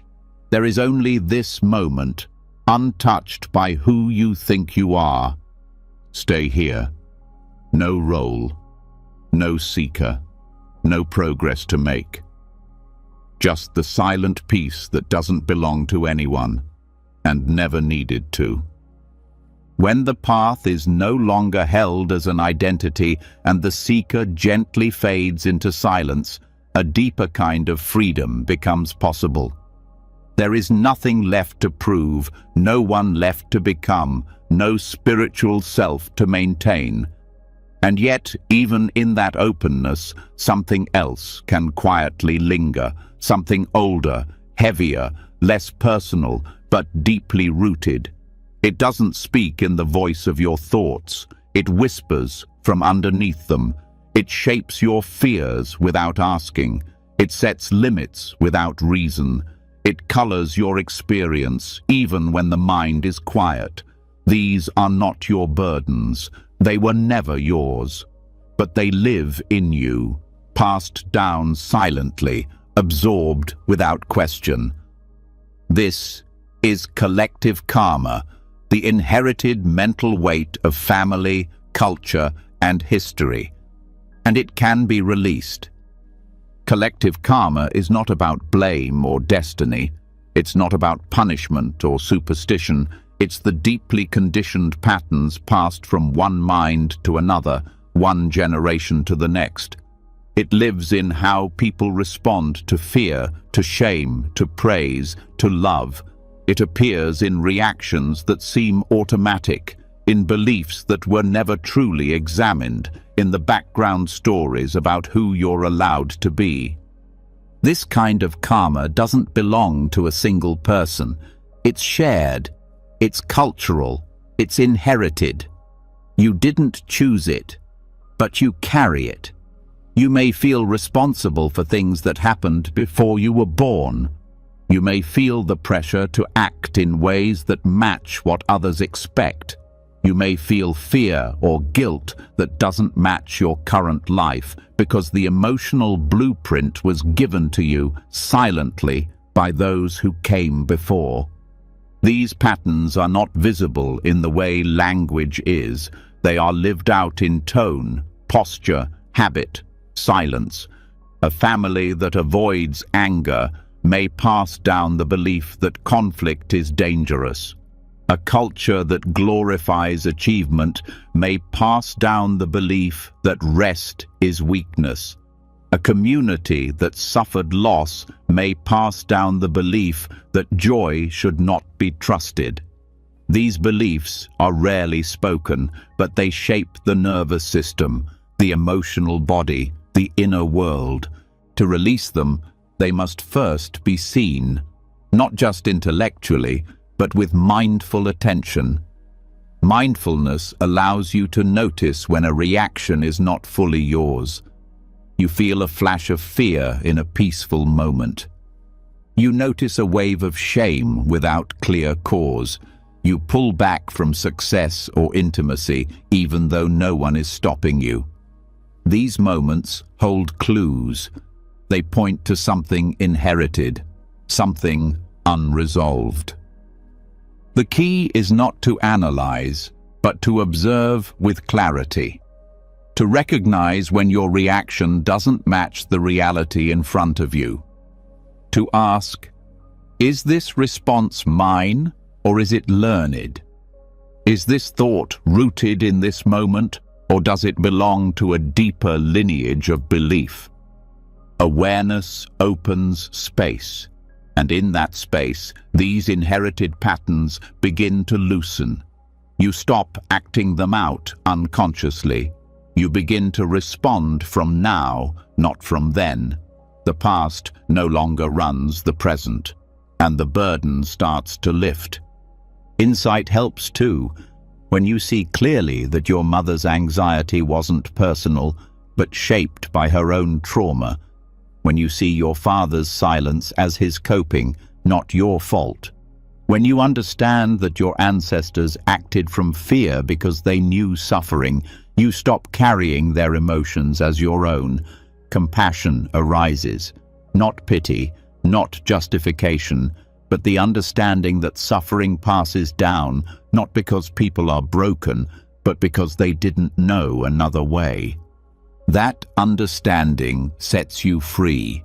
It doesn't erase pain, but it stops the cycle. You no longer pass it to others. You no longer turn it inward. You no longer act from it when it arises. You see it for what it is, a ghost from the past, not a truth about the present. This is the gift of mindfulness. It creates enough space inside you that you can watch pain arise without needing to become it. You can feel old fear without having to obey it. You can meet generational grief without being crushed by it. You are present, and that presence transforms what it sees. Letting go of collective karma is not about rejecting where you came from. It's about breaking the invisible agreement that says you must carry what was never healed. It's about saying, gently but clearly, this stops with me. Not with force, with awareness, with kindness, with wisdom. You begin to speak differently. You listen more fully. You stop reacting as if the past is happening again. You become a different kind of presence in the world, one that doesn't carry forward the fear, the resentment, the guilt that was passed to you, and in that presence, others feel safe. Not because you fixed them, but because you no longer feed the patterns that harm. You become a mirror for what is possible. You become the space where old karma ends and clarity begins. This process may feel slow at times. The patterns can be deep. They rise when you least expect them. But every moment of mindfulness weakens the chain. Every time you notice the inherited reaction and choose not to act from it, something dissolves. It may not be visible, but it is real. You may feel grief as the old identity softens. You may feel anger as suppressed emotions surface. These too can be met with mindfulness, not to push them away, but to hold them, see them, let them move. Because once they move, they don't return in the same way. They don't grip you as they once did. Even cultural burdens can shift. The belief that you must succeed to be loved. The fear of expressing truth in case it breaks connection. The idea that vulnerability is weakness. These are not universal. They are learned. They can be unlearned. Not all at once, but gently. Through presence, through inquiry, through courage. It helps to remember you are not the first to feel this. Every generation holds unprocessed pain, but not everyone has the clarity to stop carrying it. That clarity is rare. It is sacred, and it brings light into places that have stayed dark for a long time. Let yourself be that light, not by effort, but by non-participation in what no longer serves. You don't need to fix the past. You don't need to prove anything. You just need to stop carrying the weight that was never yours. You are allowed to be new, not as a rejection of your roots, but as a fulfillment of what those before you could not yet complete. Their survival made your clarity possible. Now your clarity makes healing possible. Let the old pain arise, not as a threat, but as a teacher. Let the inherited fear show itself, not to frighten you, but to be released. Let the stories of the past fall away, not by force, but by no longer feeding them. There is no need to reject your family or culture. You honor them best by becoming free of what harmed them. You honor them by choosing presence over patterns. You honor them by living without repeating what they never had the tools to see. This is not rebellion. It is liberation. It is the quiet revolution of stopping what never had to continue. And it begins in the simplest way, noticing what does not belong and choosing to let it pass. No blame, no shame, just freedom. Let it begin here. Let it deepen now. Let yourself rest in a mind that is no longer inherited, but alive. No longer shaped by history, but open to this moment. And let that openness be the end of what began long before you and never needed to continue through you. After the inherited burdens of the past begin to loosen, when the mind stops repeating what was silently passed down, a deeper stillness becomes accessible. The body may feel lighter, the emotional tone more quiet. But if you sit with this silence long enough, another layer reveals itself, not loud, not dramatic, just a question that starts to form on its own. What exactly continues from moment to moment? If I am not the stories, not the roles, not the lineage, then what remains? What carries me from one breath to the next? This is where the illusion of continuity begins to crack open. Not just the illusion of self, but something even subtler, the illusion of a continuous mind stream, a silent assumption that behind all these thoughts, feelings, and moments, there is something flowing, some steady thread linking one mental moment to the next. It's not something we consciously believe, it's something we live as if it's true. In both Mahayana and Vajrayana traditions, this assumption is gently but directly challenged. The teachings don't just deconstruct the self, they question whether even a subtle continuity of consciousness exists the way we think it does. What appears as a smooth stream is actually a sequence of discrete moments, flashes of awareness, each conditioned, each fading, none carrying permanence. What feels like continuity is the mind remembering the last flicker and stitching it together with the current one. But there's no thread, there's no line, just contact, cessation, contact again. This breaks the heart of identification, because if there is no ongoing observer, then what you take as you is just the memory of the last thought and the anticipation of the next. Awareness seems to move through time, but really, time is constructed by the memory of awareness. Take away that linking function, take away the glue, and the illusion collapses. There's a kind of disorientation that can follow. The mind might resist.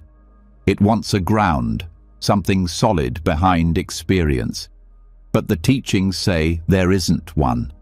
And the more this is seen, not just understood, the more liberating it becomes. Because if there's no one flowing through time, then there's nothing to defend, protect, or fix. No identity trapped in a flawed past. No witness carrying shame or pride. Just a flicker of mind, here now, gone the next. This doesn't mean awareness disappears. It means awareness stops pretending to be a person moving through time. Experience continues to arise. You still see, hear, feel, respond. But there's no permanent experiencer, no inner self holding it all together. This view doesn't flatten life. It reveals its fluidity. Mahayana texts, like the Prajnaparamita literature, speak of this through emptiness. Not just the emptiness of things, but the emptiness of mind itself.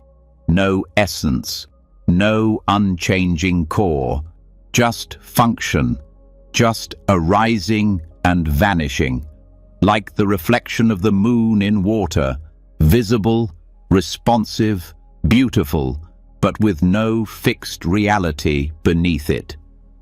Vajrayana goes even further.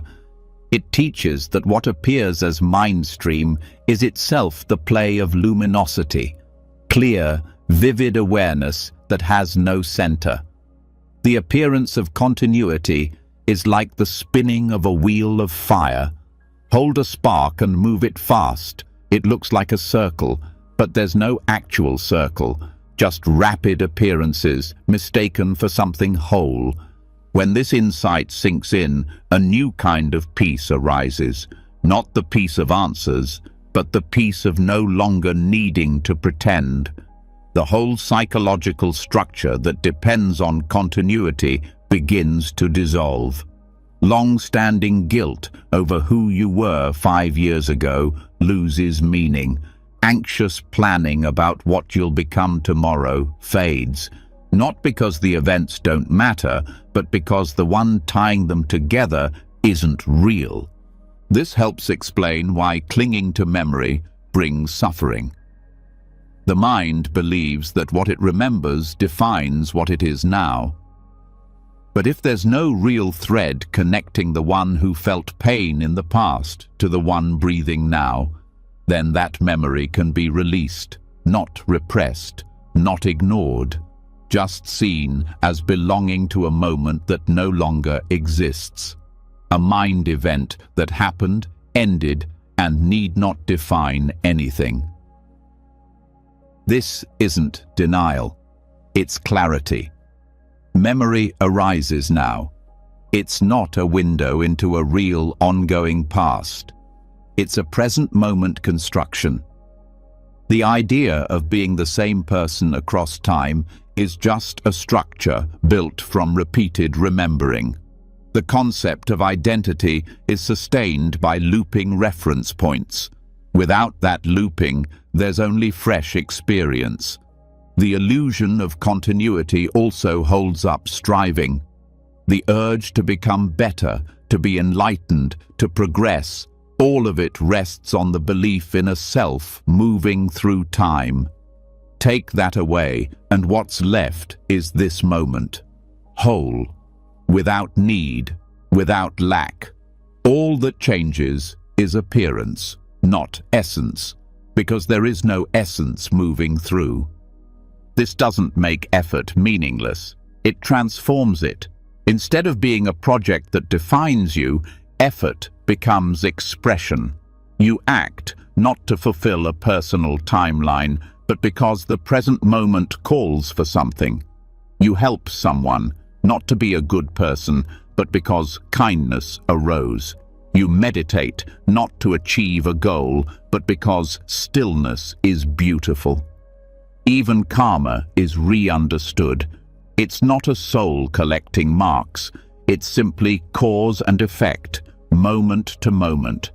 Intentions shape experience, not because a person carries them, but because each moment carries the seeds of the next. But no one owns the seeds, no one owns the fruit. That's what makes true release possible. You don't need to fix the past. The past doesn't carry forward. You don't need to guarantee the future. The future never arrives as itself. There's only this, and then this, and then this, each complete, each unowned. Meditation can reveal this directly, not in dramatic insight, but in noticing how awareness keeps resetting. You're not actually watching a flow, you're seeing individual moments of seeing. Hearing is not a stream, it's a series of bursts. Each sensation arises, disappears. What feels like movement is the mind constructing motion out of stillness. When this is deeply known, stress drops. Not because the world changes, but because the imagined continuity is no longer driving the system. You stop performing for your own imagined future. You stop defending your constructed past, and with that, a kind of spaciousness appears. It was always here, but now it's felt. In this space, emotions arise and pass with less stickiness. Joy comes not as a reward, but as a natural result of openness. Sorrow may still visit, but it's not clung to as personal loss. There's no one it needs to define.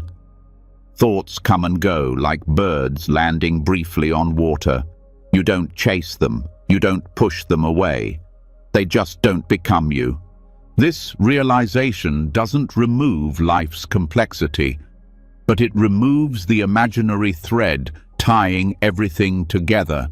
It allows for forgiveness because there's no fixed self to blame. It allows for humility because there's no self to elevate. It allows for change because there's no inner identity that needs to remain stable. And from this absence of thread, something very alive emerges, a kind of freedom that doesn't depend on circumstances, a joy that doesn't depend on achievement, a connection with others that doesn't depend on stories about who you are, because once you stop believing in a permanent stream, you stop separating yourself from everything else. If there's no self continuing, there's also no boundary to protect. The mind is no longer a container. It becomes a field, open, participatory, non-local. In this field, compassion flows more freely. You see others not as characters in your timeline, but as appearances in awareness, just like you. You respond with less agenda. You listen without filtering everything through your identity.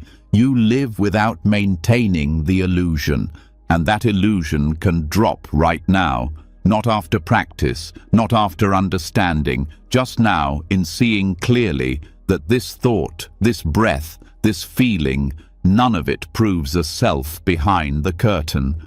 There is no curtain, no behind, just appearance, just clarity, just this. Let yourself rest in that absence, not with fear, but with welcome.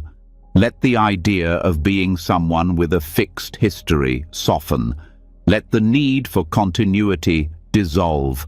Let the present moment reveal itself as unstrung, free, whole, and stay there, even for a few seconds. Not as a practice, as a return to what never needed continuity, never needed ownership, never needed to be anything other than what it already is. Let it be simple. Let it be enough. Let it be empty. Let it be free. When the illusion of continuity fades, something unshakable begins to take its place, not in the form of a fixed truth, but in the form of immediacy.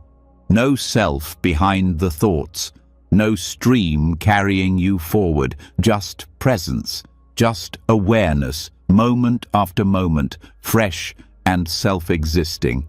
Yet even here, there can still be a lingering trace of ownership, a quiet assumption that behind the clarity, someone is watching. A final position that says, I am the one who is aware. Subtle, convincing, and deeply ingrained, this last layer of ego identity hides in the role of the observer. But there is a direct way to cut through this illusion. A simple, piercing insight delivered in a single teaching, the Bahia Sutta. Of all the Buddha's discourses, the Bahia Sutta is one of the shortest and most radical. In a few lines, it dissolves not only the personal self, but the very structure of duality. The teaching is direct, urgent, and uncompromising. In the seen, there is only the seen. In the heard, only the heard. In the sensed, only the sensed. In the cognized, only the cognized. What this points to is not a philosophy, but a shift in perception, a complete reframing of how experience is understood, a stripping away of the observer behind the experience, the doer behind the doing, the knower behind the knowing. The instruction is simple. Meet the world without inserting yourself into it. Let sight be sight. Let sound be sound. Don't add a seer, don't add a hearer. This is not abstraction. It's the most grounded thing there is. It means looking without the lens of identity, hearing without translating sound into meaning about yourself, feeling without turning sensation into a personal story, cognition without the thinker. This shifts everything, because most suffering doesn't arise from what is seen, heard, or felt. It arises from the addition, the internal narrative that says, this is happening to me, or I am the one interpreting this. It's the ego constructing itself around neutral events, but when the raw experience is met as it is, without the self layer, the construction collapses, and what's left is just the world, appearing in its simplicity, clear, immediate, undistorted. This kind of seeing is not passive, it's alert, awake, but it doesn't personalize. When there is only the seen in the seen, there is no observer forming opinions, no one grasping or resisting, just color, shape, movement, without being translated into a self-experience. This doesn't remove meaning from life. It removes distortion. What remains is a direct intimacy with the world, unmediated, undivided. In practice, this means catching the mind at the moment it begins to insert itself, seeing a tree and noticing the instant it becomes my experience of a tree, hearing a sound and recognizing the subtle claim, I am hearing. These claims happen fast, often unnoticed, but they are the core of ego construction. Each one reinforces the sense of a separate observer behind perception. Each one solidifies the illusion that experience belongs to someone. But when the instruction of the Bahia Sutta is applied in real time, that insertion is seen and stopped. Not by force, by clarity. There is no need to suppress thought. Just see the thought arise and don't add a thinker. See the sound arise and don't add a hearer. The experience remains, the interpretation drops, and with it, the personal tension dissolves. This is not a theory. It's an experiment. The next time you're walking, try looking without saying, "I see." Let sight just be sight. Don't reference yourself. Let sound arise without a mental label. Don't measure what it means for you. Let feelings come without needing to make them personal. The more this is practiced, the more natural it becomes. The body relaxes, the mind softens. Life becomes quieter, not because less is happening, but because the mind isn't turning every event into a mirror for its identity. This insight also reveals something profound about awareness. It doesn't need to be located.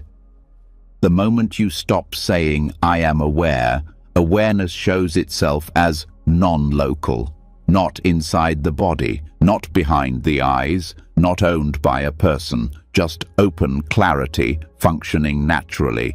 There's no center, no background observer, just phenomena arising and passing in the field of knowing.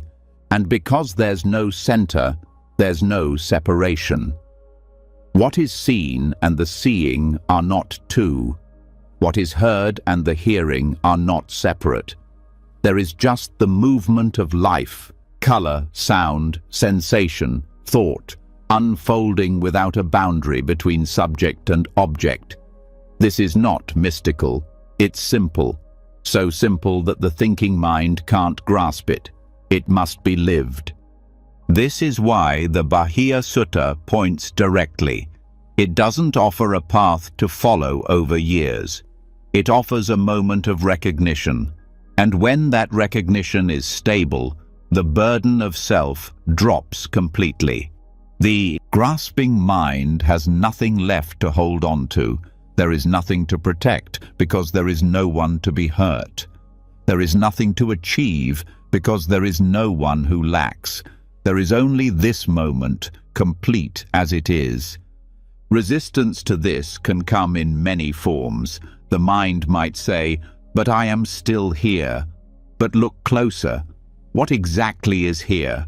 A thought, a sensation, a mood. All of these are part of the seen, heard, or sensed. None of them require a self. The idea of self is just another thought, appearing like any other. No more special, no more substantial. When this is fully seen, the role of the witness also dissolves. Even the subtle identity of being the one who observes everything is let go.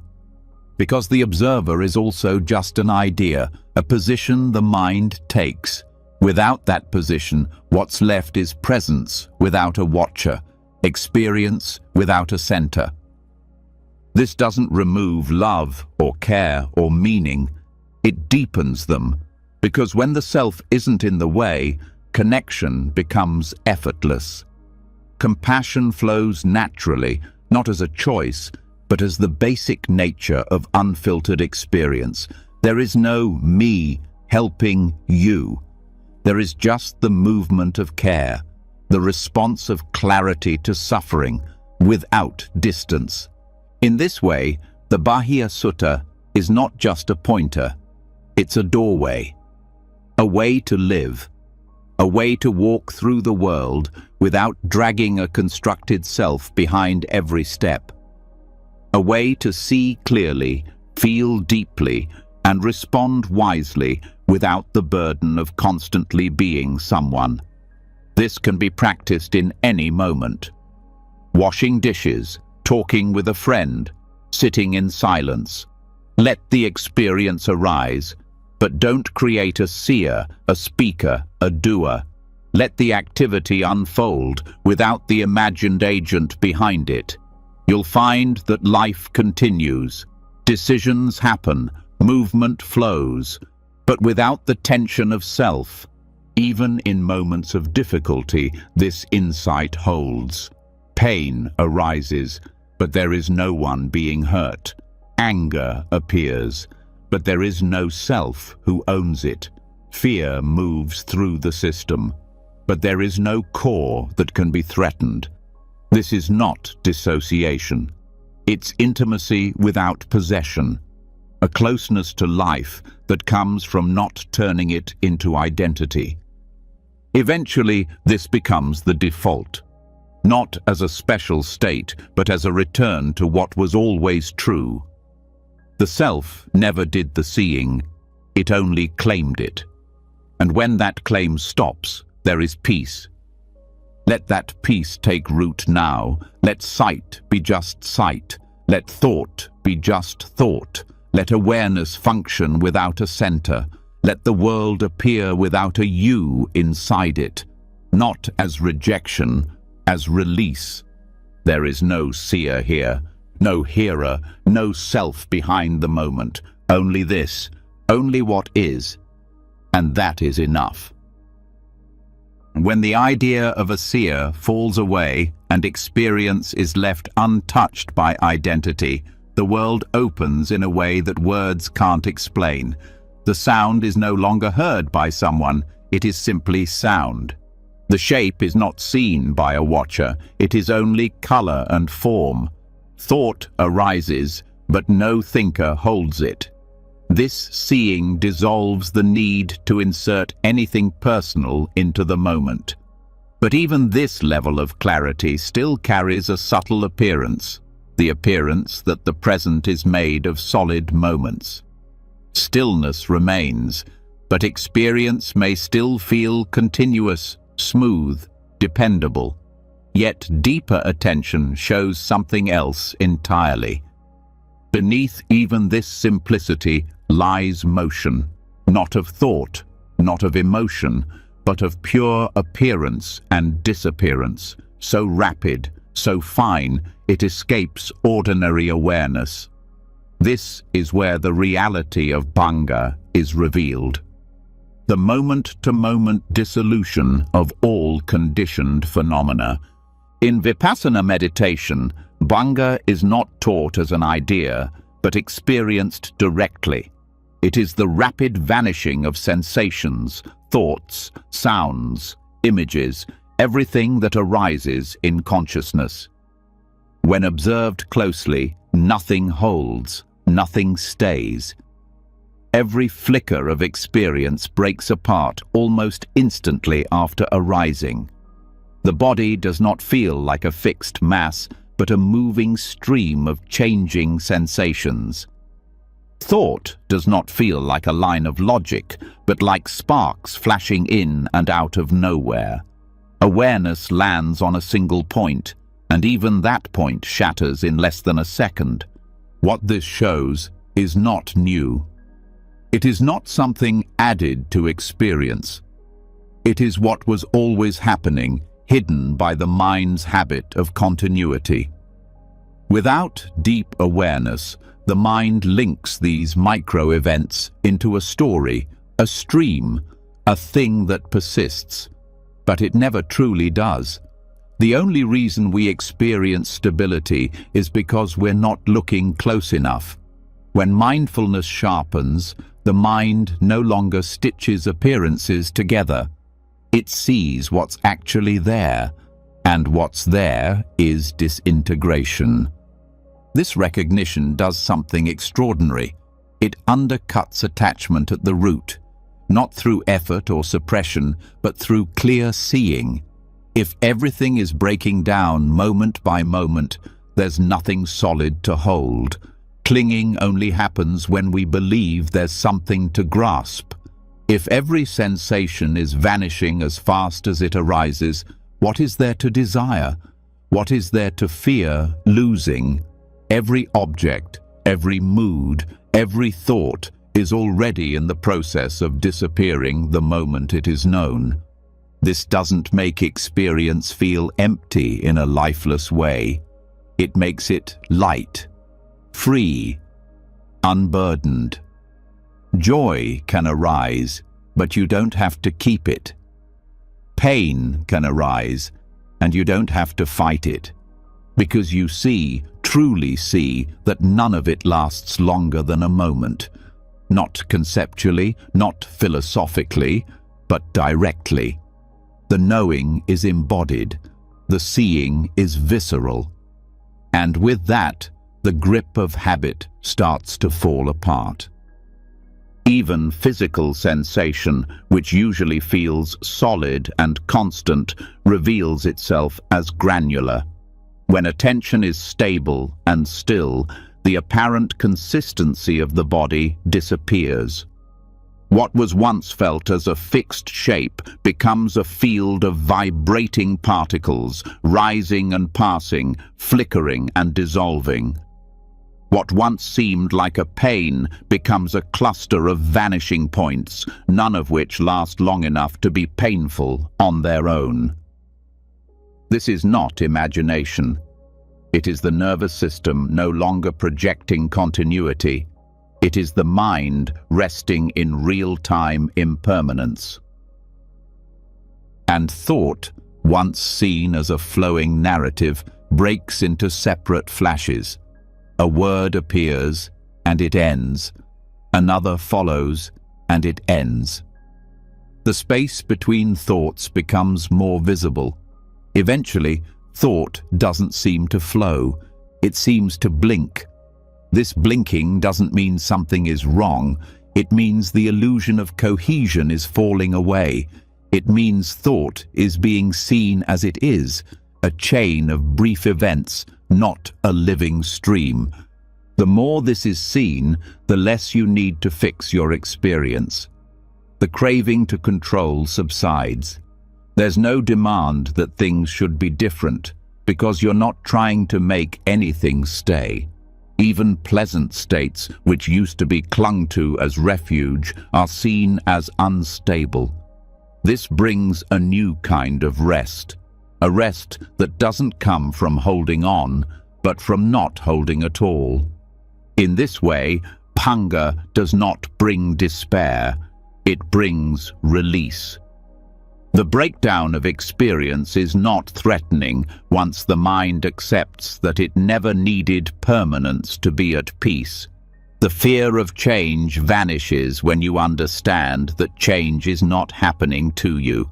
It is all that has ever happened. There is no you separate from the changing, just change itself. This recognition also deepens equanimity. If every sensation is vanishing, then both pleasure and pain lose their weight, not in a numb way, but in a balanced way. The heart no longer tilts forward into desire or back into resistance. It stays centered, calm, open. This balance isn't forced. It is the natural result of seeing clearly. When nothing sticks, nothing drags the mind off balance. And in relationships, the same insight applies. The way someone looks, the words they speak, the feelings they stir up, none of it lasts. Each moment of connection is born and gone in the blink of an eye. Even memory is made of these brief moments. So instead of clinging to how someone was or how you were with them, you meet them now, fresh. You love more freely because you're not trying to keep anything. You forgive more easily because you're not bound by past formations. Even identity, so central to ordinary life, shows its fragility. If all mental and physical events are dissolving and there is no core carrying them forward, then who are you? The answer is not abstract. You are nothing fixed, nothing separate. Just this flickering field of experience, endlessly arising and vanishing, endlessly new. This is not frightening when it's seen clearly. It is peaceful. It is honest. It is the truth that never needed protection. And from this insight, compassion deepens. When you see that others are also living in this dissolving stream, also clinging to fleeting sensations as if they were solid, something opens. You stop judging. You stop blaming. You see how easy it is to suffer when you don't see clearly. And that understanding becomes tenderness, not pity, just presence. Quiet, respectful presence. Meditation becomes less about achieving and more about witnessing. You sit, not to arrive at a state, but to see what is already falling apart. You don't seek stillness, but you become still enough to see the breakdown, and the more you see it, the more the mind lets go on its own. Not because it has to, but because it understands. It understands that clinging is unnecessary, that holding is exhausting, that freedom is found in flow, not in control. This seeing also reveals beauty, not in the objects themselves, but in their disappearing. A sound fades, and its vanishing is beautiful. A breath ends, and the end is luminous. A thought falls silent, and the silence is rich. Experience becomes a dance of presence and fading. Nothing lasts, and nothing needs to. That's what makes it full. This is not a trance, it is the sharpest clarity. It is mindfulness no longer distracted by content, but focused on the structure of reality itself, seeing not what appears, but how it appears. And in that structure, dissolution is not a defect. It is the very nature of conditioned things. It is their truth. Seeing Panga in this way also prepares the mind for even deeper insights. When everything is seen as dissolving, the idea of a permanent self becomes laughable. The idea of a soul moving through time loses weight. The entire framework of identity begins to crumble. And what remains is freedom, not in theory, but in lived experience. And with that freedom, effort also shifts. You stop trying to hold attention. You stop trying to keep the breath steady. You stop trying to freeze stillness. Because you see, trying to make anything permanent goes against the nature of experience. Instead, you let go. You allow. You stay close to the vanishing. And that closeness is peace. Let that peace rise now. Not from stillness that stays, but from the knowing that nothing needs to stay. Let each moment pass. Let each sound disappear. Let each breath fade into nothing. And let your awareness remain, not as a self, but as the openness in which all things come and go. There is no permanence here, only arising, only vanishing, only freedom in the flow. As the mind begins to witness dissolution in every moment, not just as a concept, but as a lived and intimate reality, something profound starts to happen. The grip of craving weakens. The illusion of permanence vanishes. What was once thought to be solid breaks apart before the eyes of awareness, and in that continuous falling away, peace starts to arise, not as an achievement, but as the natural resting of a mind no longer reaching. Yet even within this clarity, there can remain a final position, a subtle layer that seems untouched by the vanishing, the silent observer, the inner witness, the one who sees everything but is not seen. It feels pure, impartial, safe. But it too is a position. It too is a construction. And until this observer identity is released, complete freedom remains out of reach. The idea of the witness often arises in sincere spiritual practice. As the mind detaches from thought, as craving drops and the body quiets, a space of clarity opens. Within that clarity, there is still a sense that someone is aware. Not the ego in its usual noisy form, but something more refined. A quiet center that seems to just watch. It doesn't react. It doesn't crave. It just observes. And for many, this feels like arrival. But the subtle trap is this. The moment you believe there is someone watching, you've created another identity. It may not speak in the language of desire or fear, but it still carries separation. It still defines. It says, "This is me, the awareness, watching all that arises."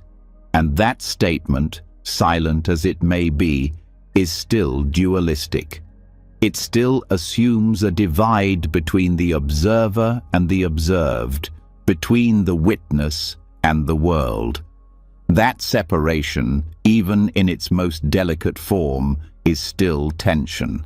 The observer identity can be more persistent than the ordinary ego because it feels peaceful.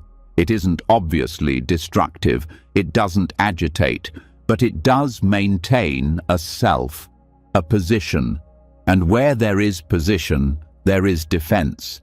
The witness still carries the subtle fear of losing itself. It still watches in order to stay in control.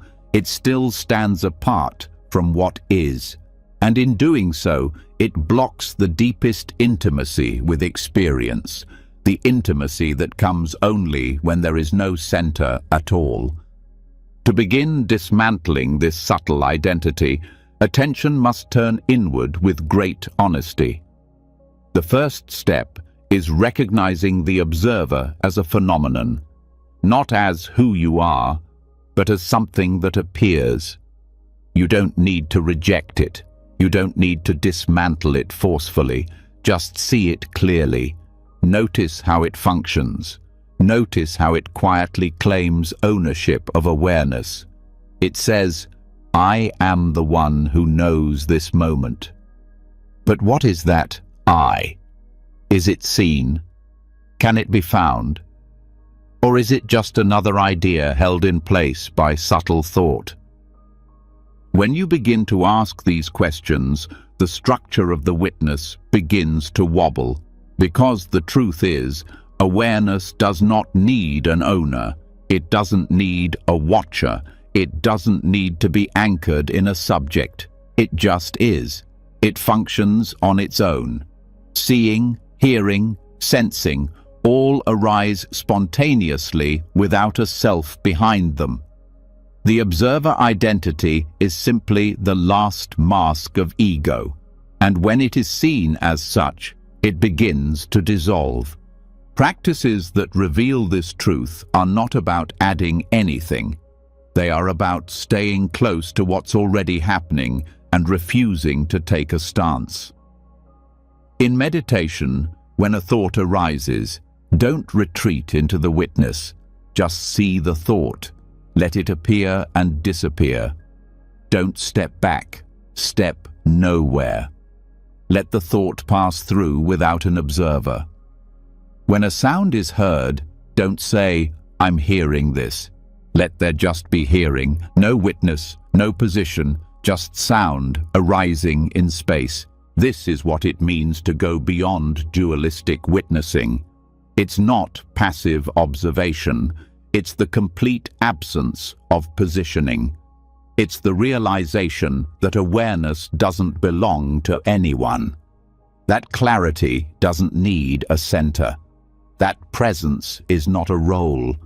When this is seen, the mind stops taking refuge in the witness. It lets even that go, and what remains is just this, alive, open, ownerless. This process can feel disorienting at first. Without the observer, the mind may feel like it's nowhere. But that nowhere is the doorway to non-duality. The self never existed as a fixed point, not even as the witness. The witness was simply the final grasping of identity, the last effort to hold on to a sense of continuity. And now even that is fading. One of the most powerful insights in this process is seeing that the observer is actually a thought. It's a subtle one. It doesn't use words, but it places awareness in a reference point. That reference point can be felt as being in the head, or behind the eyes, or in the center. But none of those locations are real. They are simply habits of attention. When attention relaxes those habits, the center vanishes. Awareness is no longer mine. It just is. And in that isness, something extraordinary happens. Experience stops being divided. The boundary between inner and outer dissolves. The subject-object framework collapses. There is no longer someone seeing a tree. There is only seeing with no distance, no seer, no seen, just the immediacy of experience. From here, compassion becomes effortless. Not because there's someone being compassionate, but because there's no separation. You don't love the other. You are the other, not as a concept, as reality. The illusion of the witness kept the world at arm's length. Without it, everything is close. Everything is you. And this includes pain. It includes discomfort. It includes uncertainty. But none of these are personal anymore. Without the witness, suffering doesn't stick. It arises, it's known, and it's gone. There's no one there to carry it forward. No one to turn it into a story, no one to be burdened by it. This is not coldness, it's intimacy without clinging. Over time, the mind stops constructing an inner space to retreat into. It doesn't need to be the watcher. It doesn't need to maintain a spiritual stance. Life becomes simpler, more immediate. You laugh more easily. You cry without resistance. You meet moments without needing to process them through a self. This is not the end of personality. It's the end of identification. Even in conversation, this freedom shows itself. You no longer observe yourself speaking. You just speak. Words come and go. Thoughts arise and vanish. Responses appear naturally, without calculation.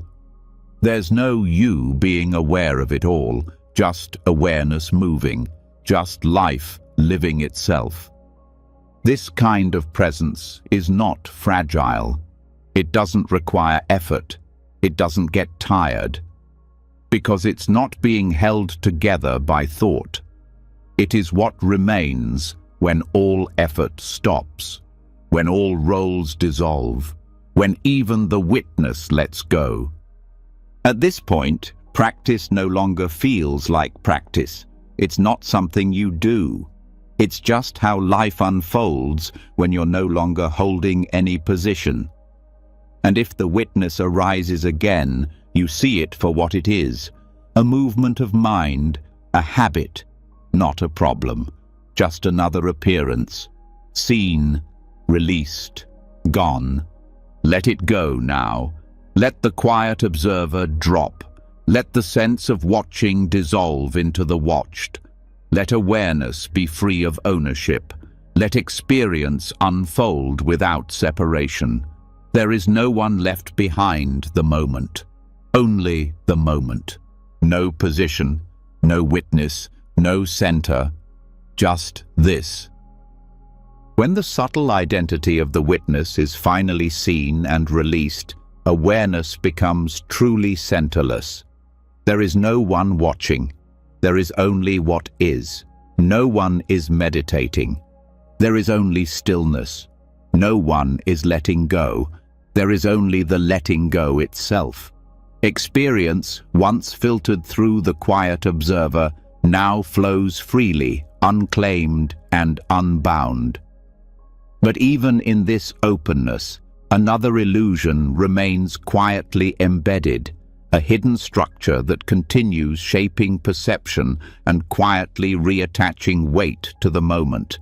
It is not a thought or a role, it is time, not the clock or the calendar, but mental time, the division of experience into past, present, and future.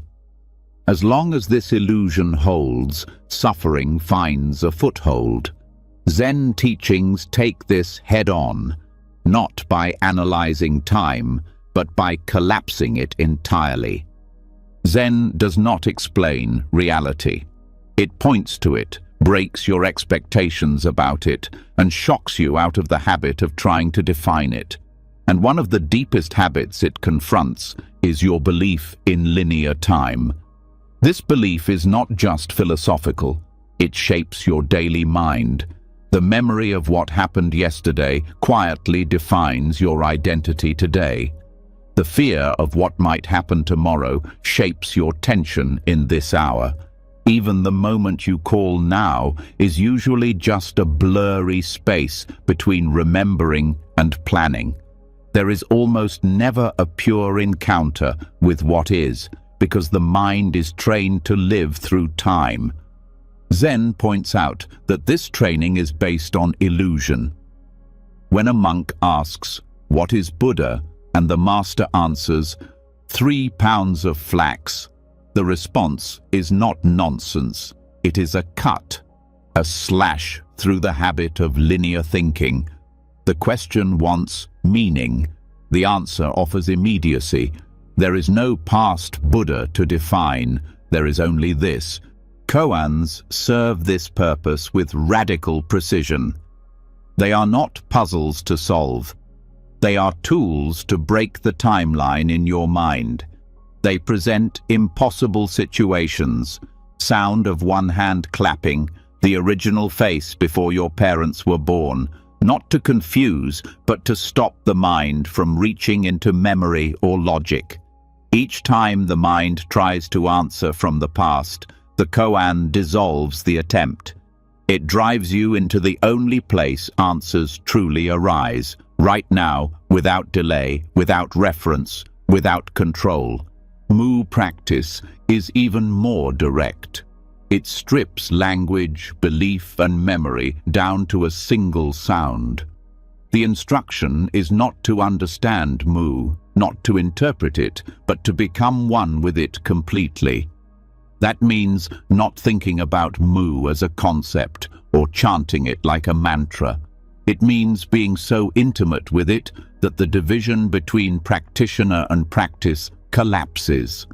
There is no time to explain, no time to measure progress. Just one pointed presence so absolute that the past cannot hold and the future cannot enter. This kind of presence begins to feel timeless, not because it stretches forever, but because it doesn't stretch at all. It doesn't extend forward or backward. It just exists, not even as a state, but as the absence of division. In this space, the 3 times, past, present, and future, are not parts of a line. They are labels placed on appearances that arise and vanish instantly. When those labels fall away, what remains is not a point on a timeline. It is timeless awareness, alive, whole, beyond duration. This doesn't mean memories stop arising or plans stop forming. It means they are no longer confused with truth. A memory is seen as a current mental image, not a return to a real past. A plan is seen as a present thought about an imagined future, not an actual step forward in time. This breaks the weight of time-based identity. You no longer define yourself by what happened. You no longer fear becoming something later. Because all that ever really appears is this movement, this breath, this sound, and none of it lasts long enough to become a self. Zen calls this suchness, reality as it is, without commentary, without comparison. The mind no longer splits experience into this happened, this is happening, or this will happen. It simply meets what arises.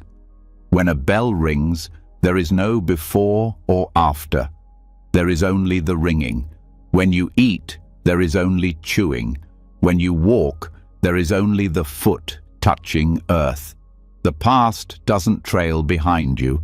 The future doesn't hang in front of you. Both are cut by full attention. This cutting doesn't lead to emptiness in the hollow sense. It leads to immediacy.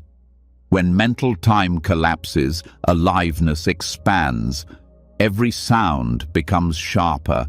Every movement becomes clearer, because you are not interpreting anything through delay. Nothing is passed through memory or expectation. Everything is direct. This directness is not intensity. It's simplicity. It doesn't require effort. It requires the absence of grasping. The grasping that tries to hold on to the moment as mine or tries to predict what will follow. Without that grasping, time loses its relevance, and in that, peace arises, not because something was added, but because tension was dropped. Zen practice encourages this dropping through forms, through silence, through paradox. A master may shout, hit, or give a response that seems absurd, not to cause harm, but to dislodge the mental structure of time, to reveal the gap between thought and awareness. That gap is not empty. It is the true center of freedom, and it cannot be entered. It can only be lived. This doesn't mean abandoning responsibility. You still show up for your life. You still keep your word. But you don't use the future to justify worry. You don't use the past to justify pain. You act in the moment, from the moment. Not as someone building a timeline, but as life expressing itself without reference. Even language softens. You no longer need to tell stories about yourself. I always do this. I never get that right. This will probably happen again. These are time-built identities. They maintain your prison. When they are seen as just thoughts, they lose power. You no longer walk through life carrying a biography. You just walk. And when someone asks, "Who are you?" there is no need to answer with a past. You can simply say, "Right now," breathing, hearing, feeling, and it's enough. Because there is no other time, no other version of you that exists. Everything else is a memory, an image, a projection. None of it is here. Zen doesn't teach timelessness as a reward. It doesn't promise peace in the future. It doesn't point to enlightenment as a someday goal. It offers a mirror with no frame, no past, no reflection. Just what is. When you stop looking into it as someone with a story, you see clearly, not what is coming, not what has been, only what is. Let yourself rest in that, not with thought, with awareness that doesn't reach. Let the timeline fade. Let the need to know what time it is dissolve. Let there be just this seeing, this hearing, this breath. No past behind it, no future ahead. Only now, without now. Only here, with no here. Only freedom. When mental time dissolves and the need to preserve or reach collapses, what's left is nothing we can hold. There's no past to carry, no future to chase, not even a present moment to freeze. There is just what is, happening without reference, lived without identity. And yet even within this freedom, the habitual momentum to leave a trace, to assert presence, to be someone, even subtly, can still echo in the background. The final grasp often appears as a whisper, "Let me be remembered," or "Let me make something of this." But the Buddha used a word for one who had passed beyond even this. Tathagata, not just a title, not a metaphor, a direct expression of living without leaving footprints. Tathagata is a term found throughout the early discourses. The Buddha referred to himself this way, not as a person, not as an awakened identity, but as one who had thus come or thus gone. The word holds both directions at once. It points to one who arrives without arrival, departs without departure. Someone who appears without becoming and moves through the world without clinging to it or resisting it. One who is not bound by history or momentum, not disappearing, but not leaving anything behind either. Complete presence, complete release. In practice, this points to a way of living so quietly that it leaves no residue. Not silence in sound, but in intention. Not disappearance of form, but of self-reference. To walk through life without ownership, without the invisible signatures we usually leave on every experience. No mark saying, "This is mine." No echo of, "Remember me." To be here fully, yet never fixated. To move, speak, respond, and then let it all vanish without holding anything in place. The conditioned mind is always building presence through impression. It seeks to be someone in memory, in impact, in outcome. Even when not chasing fame or status, it still wants recognition. It still wants to exist in others' minds as something. But Tathagata living dissolves this. It offers no story, no continuity, no shape. It's not about appearing wise or humble. It's about not appearing at all, not in the sense of avoidance, but in the absence of clinging to image. This doesn't mean detachment from the world. It means such intimacy with the flow of life that nothing sticks. You help when needed. You leave when it's time. You don't look back to see if your name remains. The ego often seeks subtle forms of permanence, even in spiritual life, wanting to be seen as someone who has let go, someone who embodies truth. But Tathagata points past even this. It's not the person who practices well. It's what remains when the person dissolves entirely. This way of being is grounded in non-possession, not just of objects or titles, but of experience. You stop collecting your own life. The moments are not yours. They are not evidence. They do not add up to a self. Each one arises and ends, clean, unheld. When walking, there is just the walking. When speaking, only the sound. When thinking, only the movement of mind. No self-portrait is being painted across time. And so, identity thins. You no longer measure your growth. You no longer define your past. You stop naming yourself even as a nobody. Not because identity is bad, but because it is unnecessary. Tathagata is not about being invisible. It's about no longer needing to be seen. The movement becomes like wind, passing, touching, and then gone. And yet it changes everything precisely because it leaves nothing behind. This touches deeply on freedom, not freedom to do whatever you want. Freedom from the compulsion to be anyone at all. Even in relationships, this has power. You love, not to be loved back. You listen, not to be wise. You offer, not to be remembered.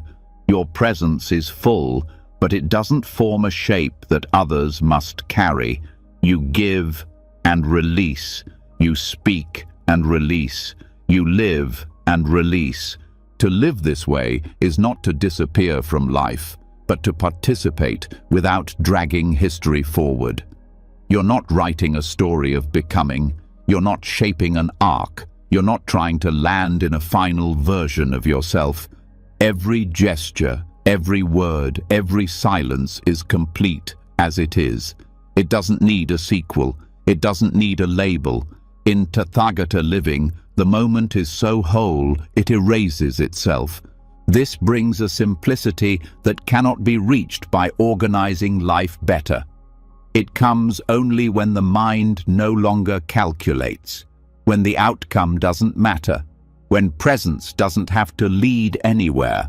You don't need to become lighter, you need to stop gathering. You don't need to ascend, you need to stop leaving a path behind you. Even when others want to define you, you don't resist, but you don't join in. The image they hold is theirs. You no longer invest in it.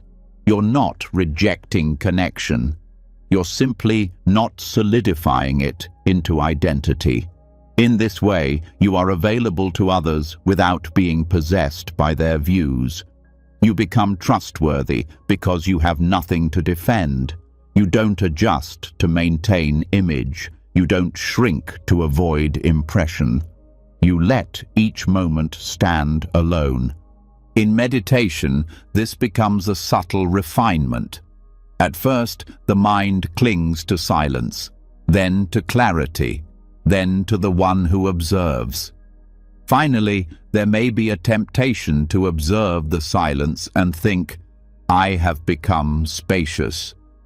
But Tathagata points to the vanishing of even that thought, not the ending of awareness, but the ending of attachment to its purity. Awareness is not yours. It doesn't need a name. It doesn't need to be preserved. When this way of living is embodied, you stop leaving spiritual footprints. You don't move through teachings as if collecting insight. You don't turn experiences into achievements. You don't look back at your progress. You don't look ahead for completion. You just respond now. You don't carry the trace of the last moment. You don't cast a shadow into the next. This is not passivity. It's engagement without residue, action without fixation, clarity without commentary. And it's not aloofness. It's intimacy without identity. You can smile, touch, hold, weep, laugh, but nothing sticks to you. Nothing becomes a monument to your existence. You are fully here, but always unformed. This is the way the Buddha lived, not as someone who won enlightenment, but as someone who stopped collecting the conditions of self. He responded to needs. He met people where they were, but when he moved on, he didn't leave a version of himself behind. His footprints dissolved into earth as he walked. That's why the word Tathagata matters. It points not to arrival, not to escape, but to the one who walks without burden, without legacy, without trace. To practice this is to walk through your own life without adding weight. Each step is full, but it leaves no pressure. Each breath is lived, but it doesn't need to be remembered. Even grief is held, but not claimed. Even love is shared, but not possessed. You don't hoard experiences. You let them arrive, and you let them go. No shells remain. Let that become real now, not as something to believe, but as something to live. Let go of yesterday's version of you.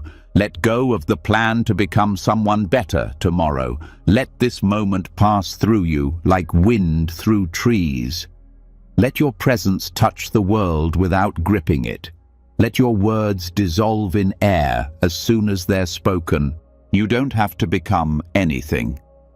You don't have to be seen. You don't have to be remembered. You are allowed to pass through this world like a soft flame, bright, complete, and untraced.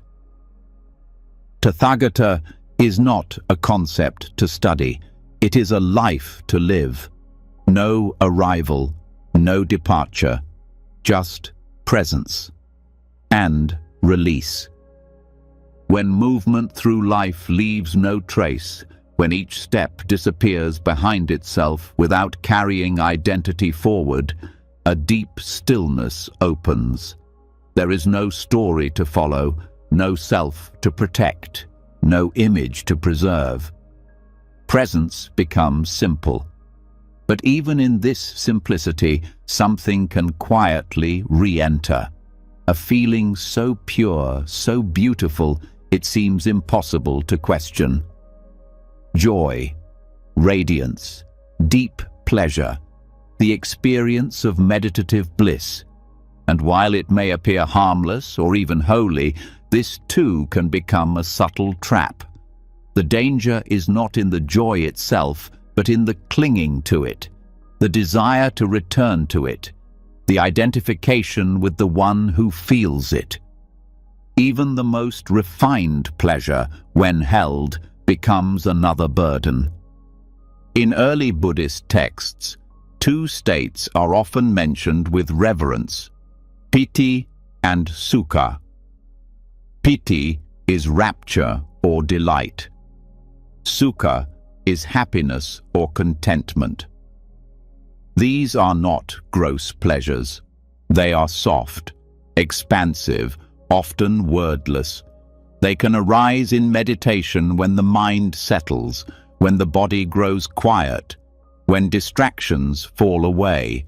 They feel clean, free of craving, and they are natural.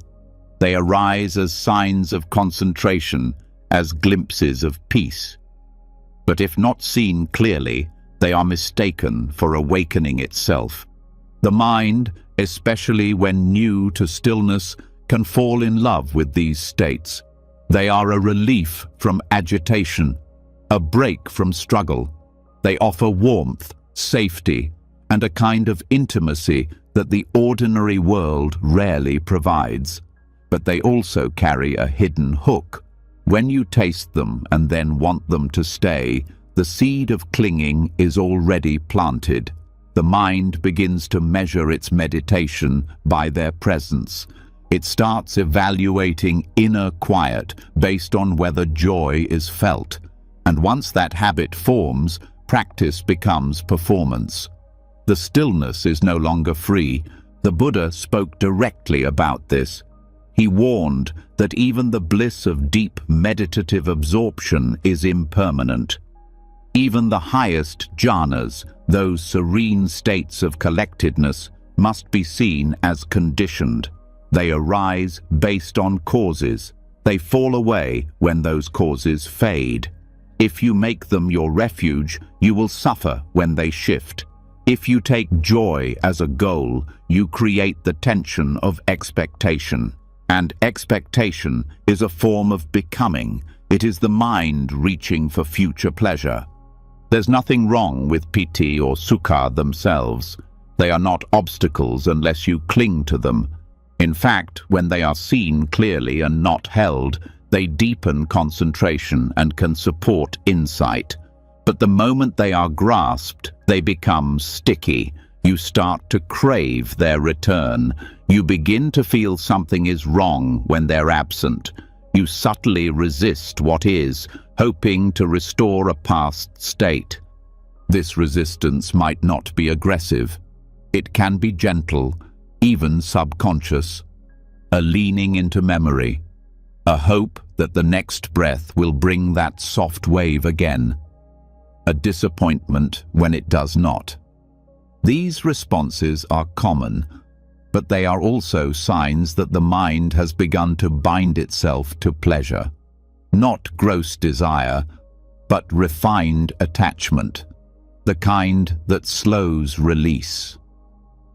Some practitioners reach a point where they sit not for liberation, but for the pleasant atmosphere that sitting creates.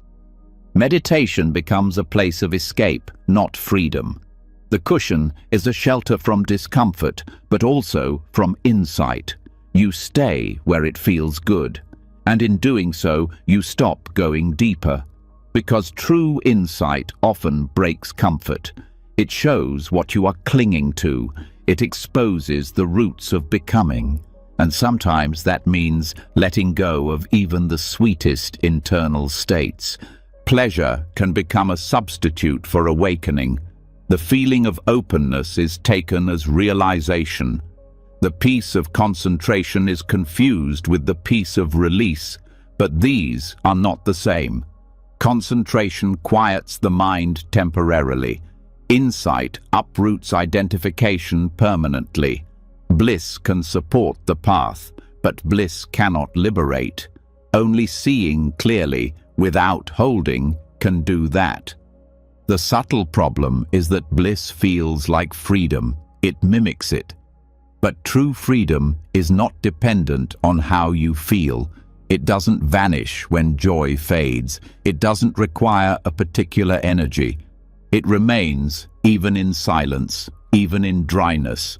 In fact, the deepest clarity often comes when pleasure is gone and the mind has nothing left to cling to, no beauty to chase, no comfort to maintain, only reality, raw and immediate.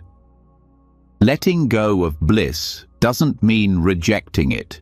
You don't push it away. You don't label it wrong. You simply don't rest your identity in it. When joy arises, let it arise. When it fades, let it fade. Treat it like any other appearance, impermanent, not self, not to be clung to. If it comes, it comes. If not, nothing is missing. Your practice is not defined by how good it feels. It is defined by how free the mind becomes. There is a story of a meditator who reached great depths of absorption. For years, he sat in radiant states. His mind was still, his breath barely noticeable. But each time he left the cushion, agitation returned. He was confused. How could he be so peaceful in practice and so reactive in life? A teacher told him, "You are not resting in clarity. You are resting in pleasure, and that pleasure is fragile." That was the moment he began again, not chasing bliss, but seeing through it. The same principle applies outside formal meditation. In daily life, pleasure arises constantly. A kind word, a beautiful sound, a sense of harmony. These are not to be denied, but if you begin to depend on them for your well-being, you are trapped. You start to manipulate conditions to keep the feeling. You shape your relationships, your environment, your self-image, all to protect the flow of pleasant experience. And in doing so, you forget that peace was never about control. Letting go of bliss as a goal means trusting what's here, even when it's dry, even when it's silent, even when the heart feels flat. Because truth doesn't always shine. Sometimes it simply sits. Sometimes it hurts. Sometimes it reveals nothing but stillness. That's where real trust begins. Not when things feel good, but when you stop needing them to. In the deepest stillness, bliss may come. Or not. The mind doesn't care anymore. It doesn't measure. It doesn't compare. It simply watches, quietly, as states arise and fall. No story, no possession, just knowing. And that knowing itself becomes the refuge, not a feeling, not an energy, just clear, unconditioned awareness. Eventually, even the tendency to seek peak states fades. You stop scanning your experience for highlights. You stop chasing after inner fireworks. Your attention rests in what is ordinary, and in that ordinariness you find depth. The taste of tea, the sound of wind, the pause before a word. These are not inferior to bliss. They are often more honest. You may find, after letting go, that joy still comes. But now it has no hook. It doesn't promise anything. It doesn't pull you in. It's light, like a breeze. Refreshing, but not necessary. You don't arrange your life around it. You don't shape your practice for it. You let it come and go like all things. This is the freedom beyond pleasure, not the absence of joy, but the absence of dependence. You are no longer a collector of states. You are no longer seeking confirmation that your path is working. You are no longer trying to replicate the past. You are simply here, present, open, without clinging, without resistance. Let that openness deepen now. Let any pleasure that arises be seen, known, and released. Let every moment pass through you without being owned. You don't need to hold on. You don't need to resist. You don't need to get back to anything. There is nothing to return to. There is only now. Only this breath. Only this clear seeing. And that is enough. When the longing for bliss fades and the craving for extraordinary states dissolves, the heart grows quieter in a new way. There's no longer a chase for light, no pressure to feel anything special. Clarity becomes ordinary. Peace, simple. And yet, in that stillness, the mind may begin to reach for understanding again, not in the form of pleasure, but through insight. It wants to know, to define, to grasp reality through thought. But what if even that is a subtle tension? What if the next barrier is not emotion or sensation, but meaning itself? Zen, in its rawest expression, meets this tension with paradox. It cuts directly into the need to resolve, and in doing so, it breaks the mind open, not by explaining, but by confronting it with what cannot be explained. Koans are the heart of this method. Unlike philosophical questions that invite analysis, a koan short-circuits your tendency to think your way to freedom.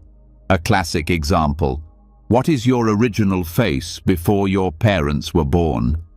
This is not a riddle to be solved. It is a door that won't open by pushing. The mind hears it and begins to spin. It looks for history. It looks for logic. But every approach collapses. The question is impossible, deliberately so, because its function is not to lead you to a conclusion. It's to expose the limits of your mental strategies. In daily life, the mind constantly reaches for answers. It wants security, meaning, orientation. It tries to settle uncertainty by forming concepts. Even in spiritual practice, this continues. You understand a teaching, and the mind builds a structure. You have an insight, and the mind tries to name it. But with every name, a weight is added. A framework begins to form, and that framework, even if it feels stable, is still a burden. It becomes something you must carry, defend, maintain. Zen sees this and offers no comfort. Instead, it offers a blow. A koan is not a gentle guide, it's a hammer.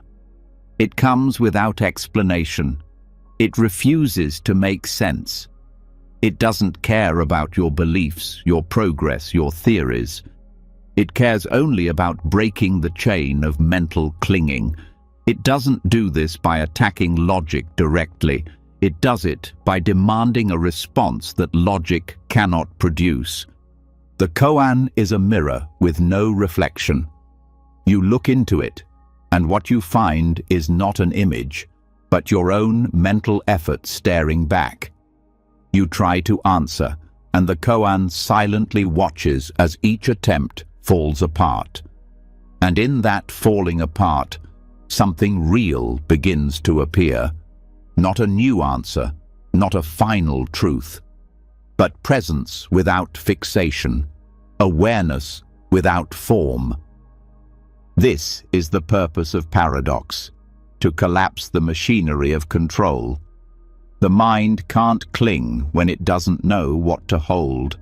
It can't compare when there is no reference point. It can't organize when every conclusion slips away. The result is not confusion, but stillness, not chaos, but release. In Zen training, a student may sit with a koan for years, not to find the right words, but to exhaust the mind's defenses. Eventually, all attempts are burned away, and what's left is not an answer, but an experience. The question lives in the body. It breathes through silence. It reveals not something to know, but something to be. And that being is not conceptual. It has no form, no content, no position. This kind of freedom is deep because it's not built on knowledge. It's built on unknowing.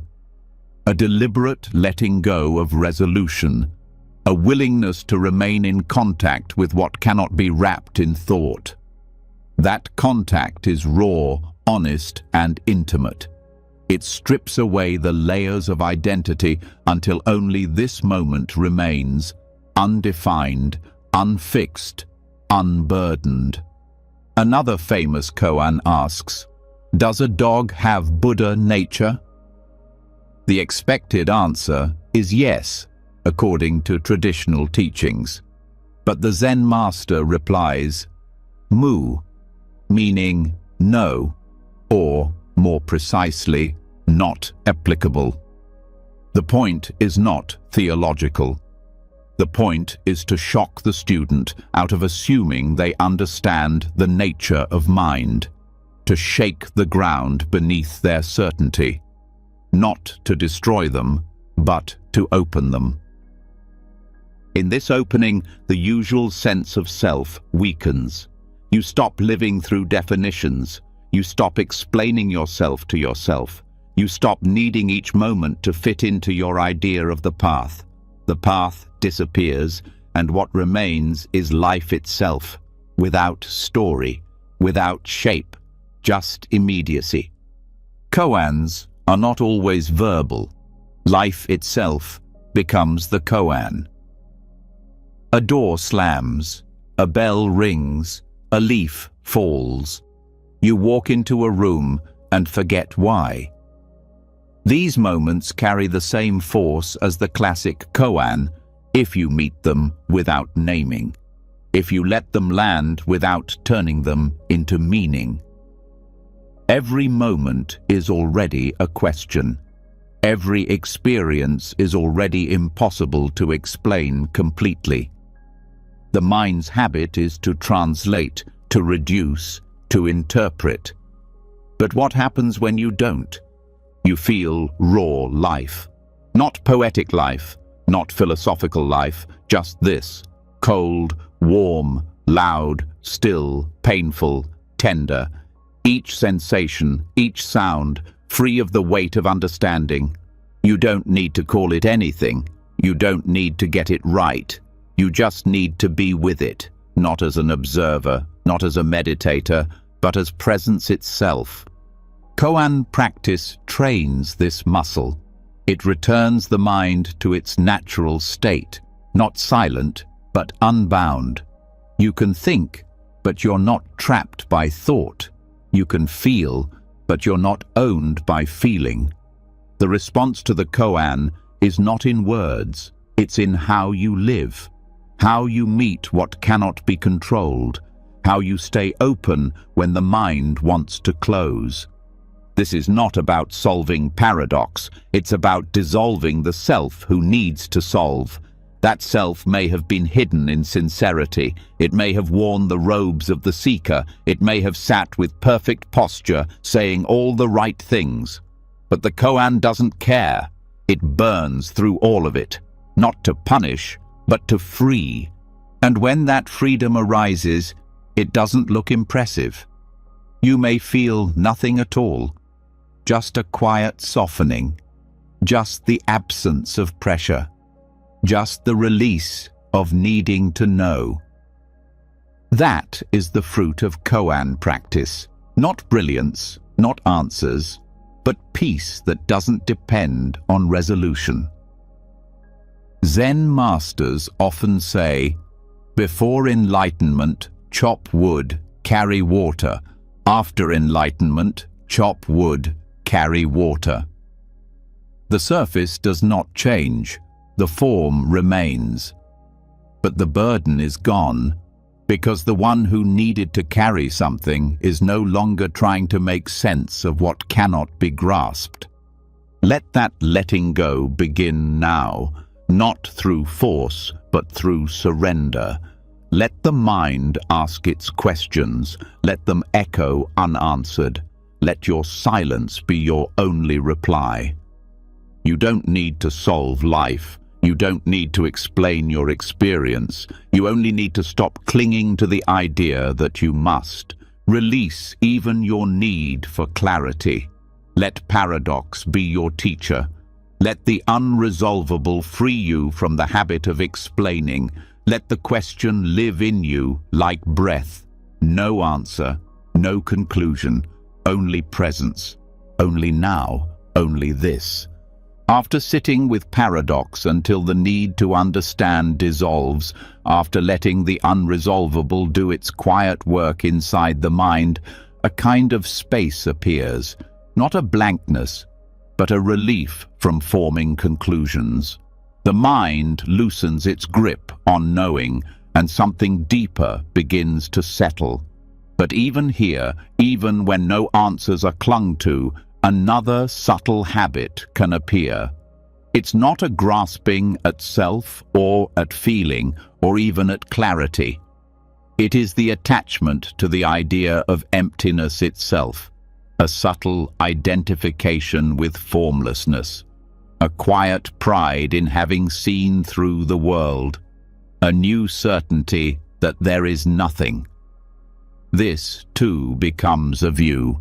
This too becomes a trap, and according to the Madhyamaka teachings, even this must be released.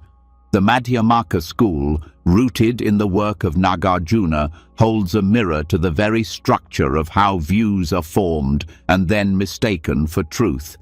Its purpose is not to replace one belief with another, but to remove the belief that any view can be final.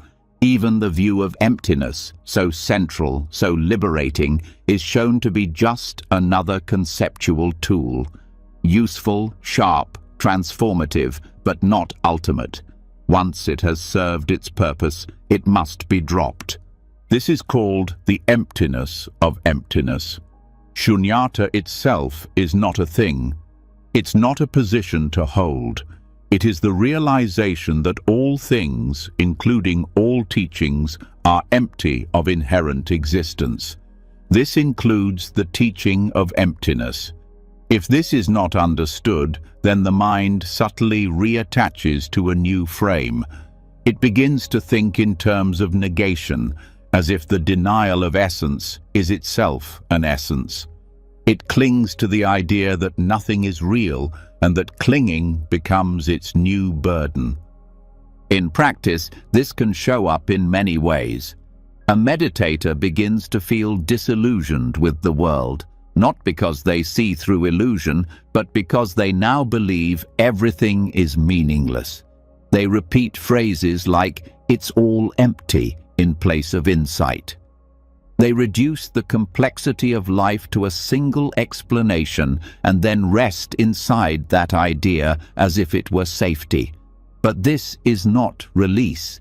It is a new kind of conceptual prison, one without color, one without movement, a view of emptiness that has hardened into belief. The true understanding of emptiness is not nihilism. It does not mean that nothing exists or that nothing matters. It means that things do not exist with fixed, independent nature. They arise through conditions, they depend on other things, and they cannot be pinned down. Emptiness is the insight that all appearances are dependently co-arisen. Their lack of essence does not make them unreal, it makes them fluid, interrelated, and free of fixed identity. To hold emptiness as a conclusion is to mistake the pointing finger for the moon. The teaching shows you how to look, but it is not what you are looking at. When emptiness becomes a concept, it behaves like any other mental construction.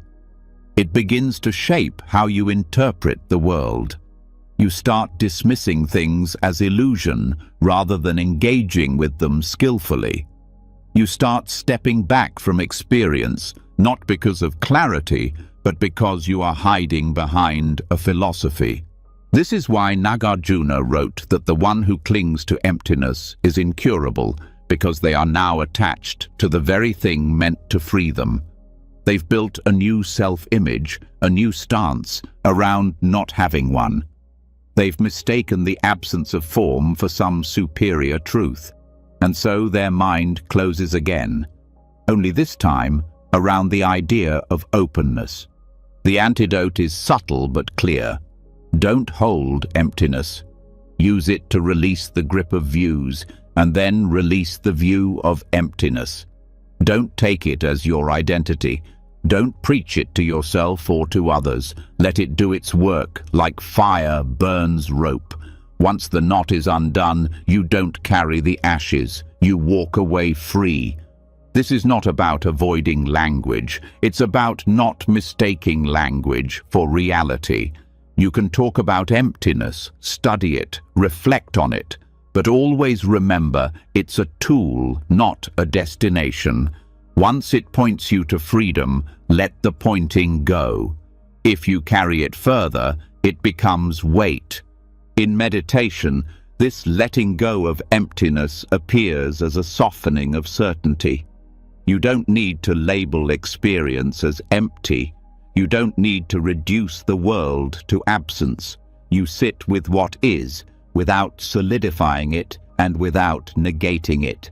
Sounds, thoughts, sensations all arise as before, but they're not locked into meaning, nor are they denied. They simply arise and pass in their own nature, not clung to, not dismissed. When the view of emptiness is dropped, what remains is not confusion. What remains is freedom from the need to resolve. The world becomes vivid again, but without stickiness. You see movement, color, emotion, thought, but you don't form identity around any of it, nor do you turn it into a teaching. It's just experience, unfolding, without essence and without rejection. This openness allows compassion to flow naturally. When emptiness is misused, it can numb empathy. Its all illusion can be used as an excuse to disengage. But when emptiness is seen clearly, you realize that suffering too is dependently arisen.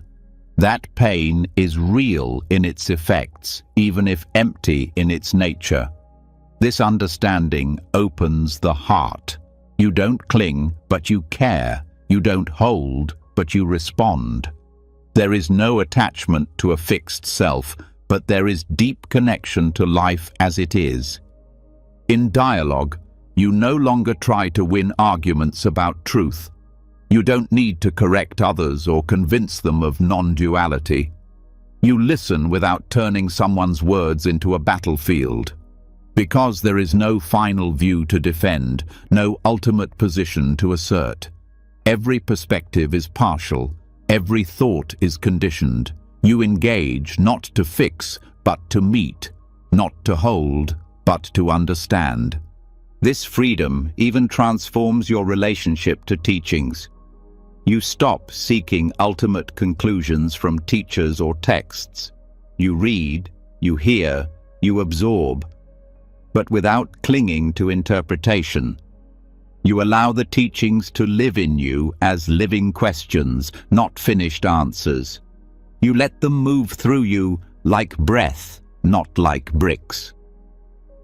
And then, when others ask you about emptiness, you may smile, not because you know, but because you no longer need to know in the way you once did.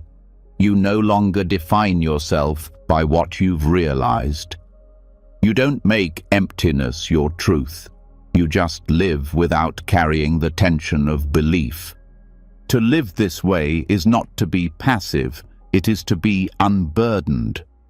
You move through life without grasping at explanations, without clinging to frameworks. You act with care, with clarity, with immediacy. But you don't narrate yourself as someone who knows emptiness. You don't add a layer of insight onto your identity. And if you find yourself clinging to the memory of non-clinging, let that go too. Let everything be subject to release, including the view that release must look a certain way. The emptiness of emptiness is not a special insight. It is the loosening of the last finger around the last view. Nothing in your hand, nothing in your mind, nothing left to explain. Let that be enough. Let this moment appear and disappear without needing to define it. Let every thought, every feeling, every movement arise without building a view. Let the teaching of emptiness pass through you and dissolve. There is no need to carry it further. You are already free. When even the view of emptiness has been let go, when the teachings themselves are no longer clung to, when the path dissolves beneath your feet and no final truth remains to be protected, what is left is something open, unshaped, and quietly free. There is no longer a need to arrive anywhere or explain anything. Yet right there, in the clear light of that openness, another challenge can appear, subtle but heavy. The weight of insight itself, not the grasping at conclusions, but the quiet accumulation of understanding that becomes its own kind of burden. This is the dukkha of knowing, the suffering that comes when even truth, if unbalanced, becomes something the heart can no longer carry. It begins innocently, with study, reflection, sharp observation. You begin to see deeply into things. You understand patterns, mechanisms of thought, structures of suffering. You see cause and effect more clearly. You see impermanence and interdependence not just as ideas, but as realities shaping every moment. There's a sharpness to it, a clarity that feels both humbling and empowering. And this can help at first. It dissolves illusions, it breaks through confusion, it brings relief. But insight, when collected without grounding in presence and compassion, can slowly harden into pressure. The mind becomes used to dissecting everything. Even joy is observed, taken apart, reduced. Every experience is measured against principles. Spontaneity is filtered through analysis. Instead of resting in life, you are interpreting it constantly. The present moment becomes a stage for insight rather than a place to simply be. The trouble isn't insight itself. The trouble is when insight stays in the head, abstracted from direct feeling. When truth becomes something you think instead of something you live. You know the self is empty, but you're still defending it in subtle ways. You understand dependent origination, but you're overwhelmed by your reactions. You've studied the teachings, but they haven't yet sunk into your body. So instead of helping you open, the knowledge starts to weigh you down. This creates a new kind of tension. You believe you should be beyond certain habits. You assume you've gone deeper than your actions suggest. And then shame arises, or frustration. Why am I still caught in this if I already know better? That question doesn't free you. It quietly binds you again, using your own insight as the rope. This is the shadow side of wisdom not yet embodied. It knows too much and feels too little. The dukkha of knowing also shows up in relationships. When someone speaks from emotion, you listen from theory. When someone shares a struggle, you frame it in terms of clinging or non-self rather than meeting them with your heart. Knowledge becomes a lens that separates you rather than a bridge that connects. It can turn real moments into lessons, and in doing so, you stop showing up as a person. You become a collection of understandings, and others feel the distance. There's also the fatigue that comes from never resting in unknowing. The compulsion to explain experience to yourself, to translate every silence, every feeling into something that fits within your conceptual map. You forget how to sit with the rawness of life. You forget how to cry without narrating why. You forget how to be confused without solving it. And over time, the insights, once liberating, start to close in. They become a wall, a mental structure so refined, so well-intended, that you don't see how it traps you. This is where surrender becomes essential. Not surrender of values or effort, but surrender of interpretation, letting truth be what it is, without needing to always understand it, allowing mystery to stay mystery, allowing pain to be felt before it is studied, allowing life to touch you without commentary.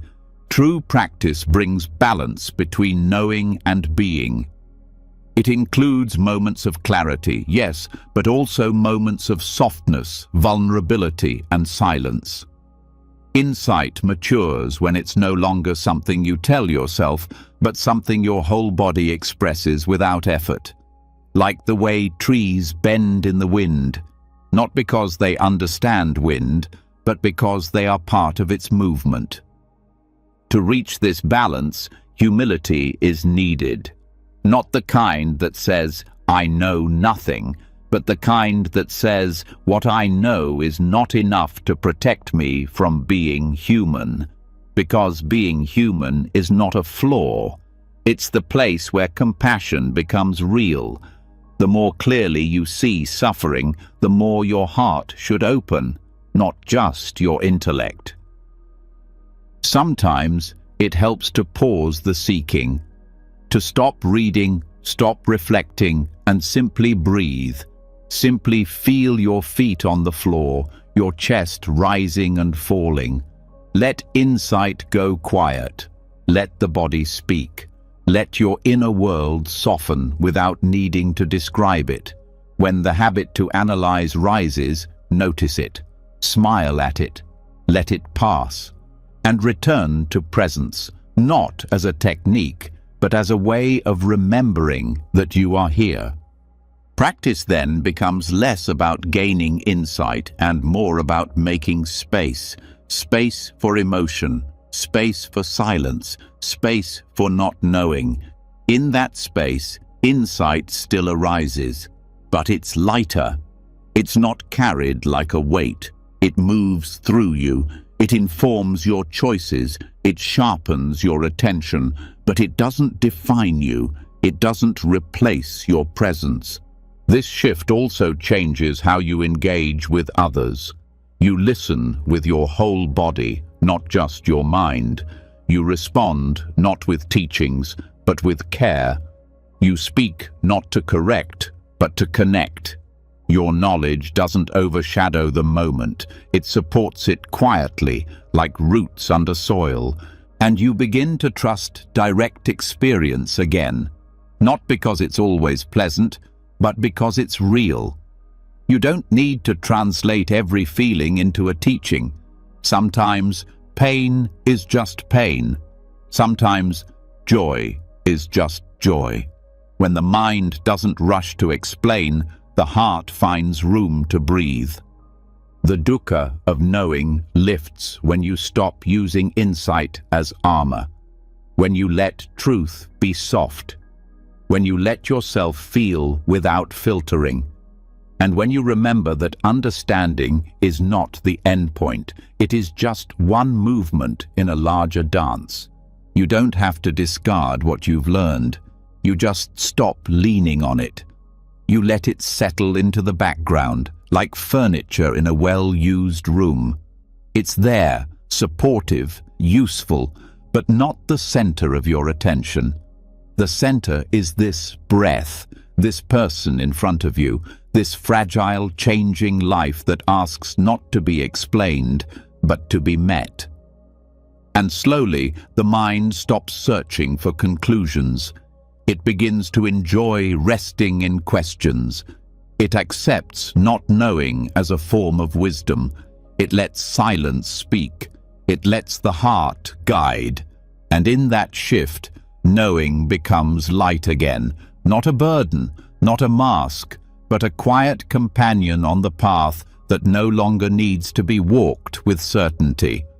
Let that lightness return now. Let the teachings you've gathered settle like dust. Let them be part of you without pressing you.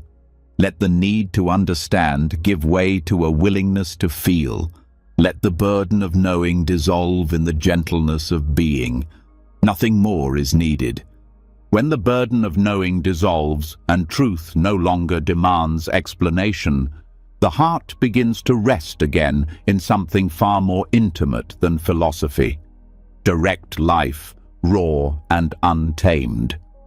Not filtered through insight, not trimmed down into spiritual narratives, but felt, fully, as it is. And this is where the next edge appears. Because even without mental clinging, what still surges through the body and mind, anger, lust, fear, confusion, often feels unspiritual, inconvenient, or out of place. The tendency may return to manage or suppress, to reject these energies as impurities. But there is a path that points in another direction entirely, one that does not purify by removal, but transforms through complete inclusion. This is the heart of Vajrayana Tantra, not escaping the mind's raw material, but using it. Tantric practice does not divide the world into sacred and profane. It does not assume that difficult states must be conquered or transcended. It teaches that everything arising in the body-mind can be fuel for awakening if approached with clarity, fearlessness, and skill. The approach is radical not because it is wild, but because it refuses to exclude anything. The very emotions that might make someone feel furthest from the path, rage, craving, grief, are seen as potent doorways, not distractions, not failings, doorways. In this view, anger is not inherently toxic.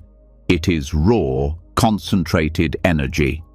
When met with mindfulness and transformed through understanding, it reveals a sharp clarity, a penetrating wisdom that cuts through illusion. Lust is not inherently a problem.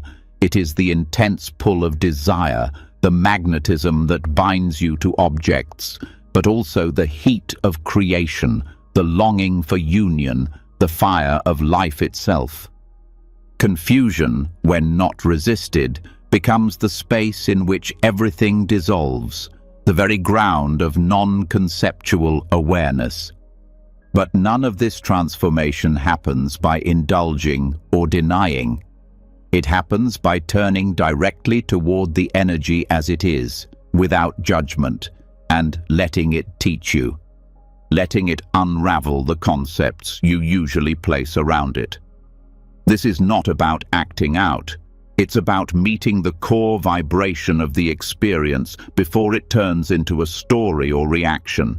And in that meeting, its nature becomes visible, not as an obstacle, but as another expression of mind's luminous clarity. Tantra begins where conventional practice might hesitate, where other paths often emphasize purification and restraint. Tantra speaks to integration, not the kind that blurs everything together, but the kind that reveals the true face of what you've been running from. It says, you don't need to fix your mind. You need to see it fully. You don't need to eliminate your desires. You need to know what they really are.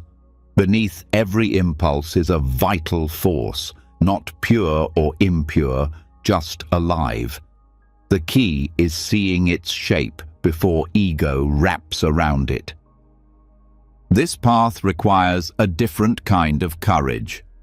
Not the courage to be disciplined, but the courage to be intimate with your own experience, especially the parts that feel threatening. It's not comfortable to look at rage without justification, or to sit with longing without reaching for it, or to feel helplessness without immediately trying to make it meaningful. But if you can stay with these energies, not as problems, but as expressions of awareness, something deep opens. They begin to shift on their own. In tantric practice, symbolic deities often embody these raw states in their purest, unfiltered form. Wrathful forms, wild forms, sensual forms. They are not idols to worship. They are mirrors. They show you what your own mind is made of when it drops the mask of self-judgment. When you recognize that the deity is not outside of you, but the very energy you're feeling, stripped of clinging, you begin to understand what transformation means. Not turning lead into gold, but seeing that lead was never impure. This teaching doesn't deny that actions have consequences. It doesn't promote chaos. It simply shifts the focus from suppression to understanding, from control to direct contact. You don't lash out in anger. You feel it rise. You stay present. You follow its heat down to its root. You find where it protects something, where it wants something, where it hides something. And as you stay with it, without acting and without pushing it away, the sharpness becomes illumination. The fire becomes light. The same is true for desire. It begins as movement toward an object. But if you pause, if you hold that desire without grabbing, it opens. It starts to pulse. It becomes energy, not directed outward, but contained within. Not repressed, but unhooked from the fantasy. That energy, when turned inward, becomes blissful presence.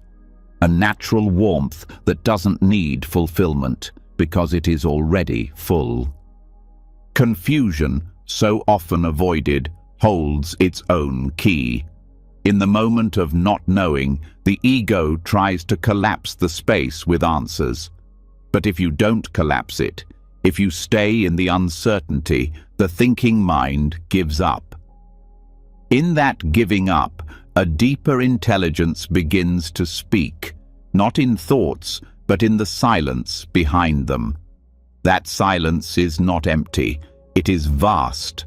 And when you trust it, even confusion becomes a teacher. All of this requires stability. Tantra is not a beginner's game. It demands a strong foundation in mindfulness, concentration, and self-honesty. Without that, the risk is getting swept away, using the language of transformation to justify unconsciousness. But when practiced with discipline and care, Tantra offers a powerful path to freedom, not by purifying the mind, but by revealing that nothing in the mind was ever unworthy of attention. This view relieves the practitioner from the burden of trying to be good. It opens a space where being real is more important than being right, where the depth of one's humanity is not a flaw, but the very material of awakening. You are not asked to become someone else. You are asked to see yourself so clearly that there is no one left to resist. In this space, practice becomes honest. You stop trying to remove what feels messy. You stop pretending that peace means comfort. You meet your own mind like a landscape, with mountains and storms and clear skies alike. There is no weather that disqualifies awakening. There is only how you relate to what appears. This is not theoretical. You don't need to believe in tantric cosmology to live this way. You only need to stop pushing parts of yourself into the corner. You only need to stay present when you most want to leave. The mind becomes your teacher, not your judge, and everything it throws up becomes fuel. You don't overcome your anger by fighting it. You transmute it by understanding it fully. You don't escape desire by numbing it. You free it by meeting it without acting on it. You don't fix confusion by replacing it with certainty. You let it dissolve into silence. And over time, the division between sacred and profane dissolves. You no longer wait for a better version of yourself to arrive. You practice right here with what's present. Your thoughts, your urges, your struggles, they are not in the way. They are the path, the exact place where awakening can happen if you stop trying to replace experience with theory. Let that shift happen now. Let the heat of emotion rise without fear. Let desire come forward without shame. Let confusion be honored as part of the unfolding. Don't reach for purity. Don't perform stillness. Be with what arises, fully, without running. Your liberation is not elsewhere. It is here, in the raw material of your mind, in the places you once called flaws, in the energy you were told to fear, in the very things you thought needed to be removed. Tantra says nothing needs to be thrown away. Everything can be used. Let it begin now. And now, everything has been said, only silence remains. We've walked through the deepest corners of the mind, not to rearrange them, but to let them go. Together, we've peeled back the layers of stress and identity, of effort and becoming, of fear and even insight itself. We saw that you don't need to fix the mind. You just need to stop carrying what was never yours. You've seen how thought isn't personal, how the story of time unravels in stillness, how the desire to be, even to be good, can become a quiet chain. We've learned to let go not only of craving and confusion, but of progress, of witnessing, of even emptiness itself. And in the end, the most profound teaching was always this: there's nothing left to hold, not even the teachings. So tonight, don't strive to become lighter, just let it all drop. Let the dust settle. Let the mind return to its natural openness. Rest not as someone falling asleep, but as no one.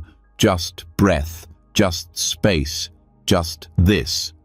Now, it's your turn to share. In the comments, write just one word that describes what you're releasing tonight. A fear, a label, an expectation, a role, whatever it is, name it and let it go. Sometimes, the act of naming is the beginning of freedom. And if this journey helped you in any way, subscribe and tap the bell so you don't miss the next one. Let's keep waking up together, even in our sleep. Sleep well, let go, be free.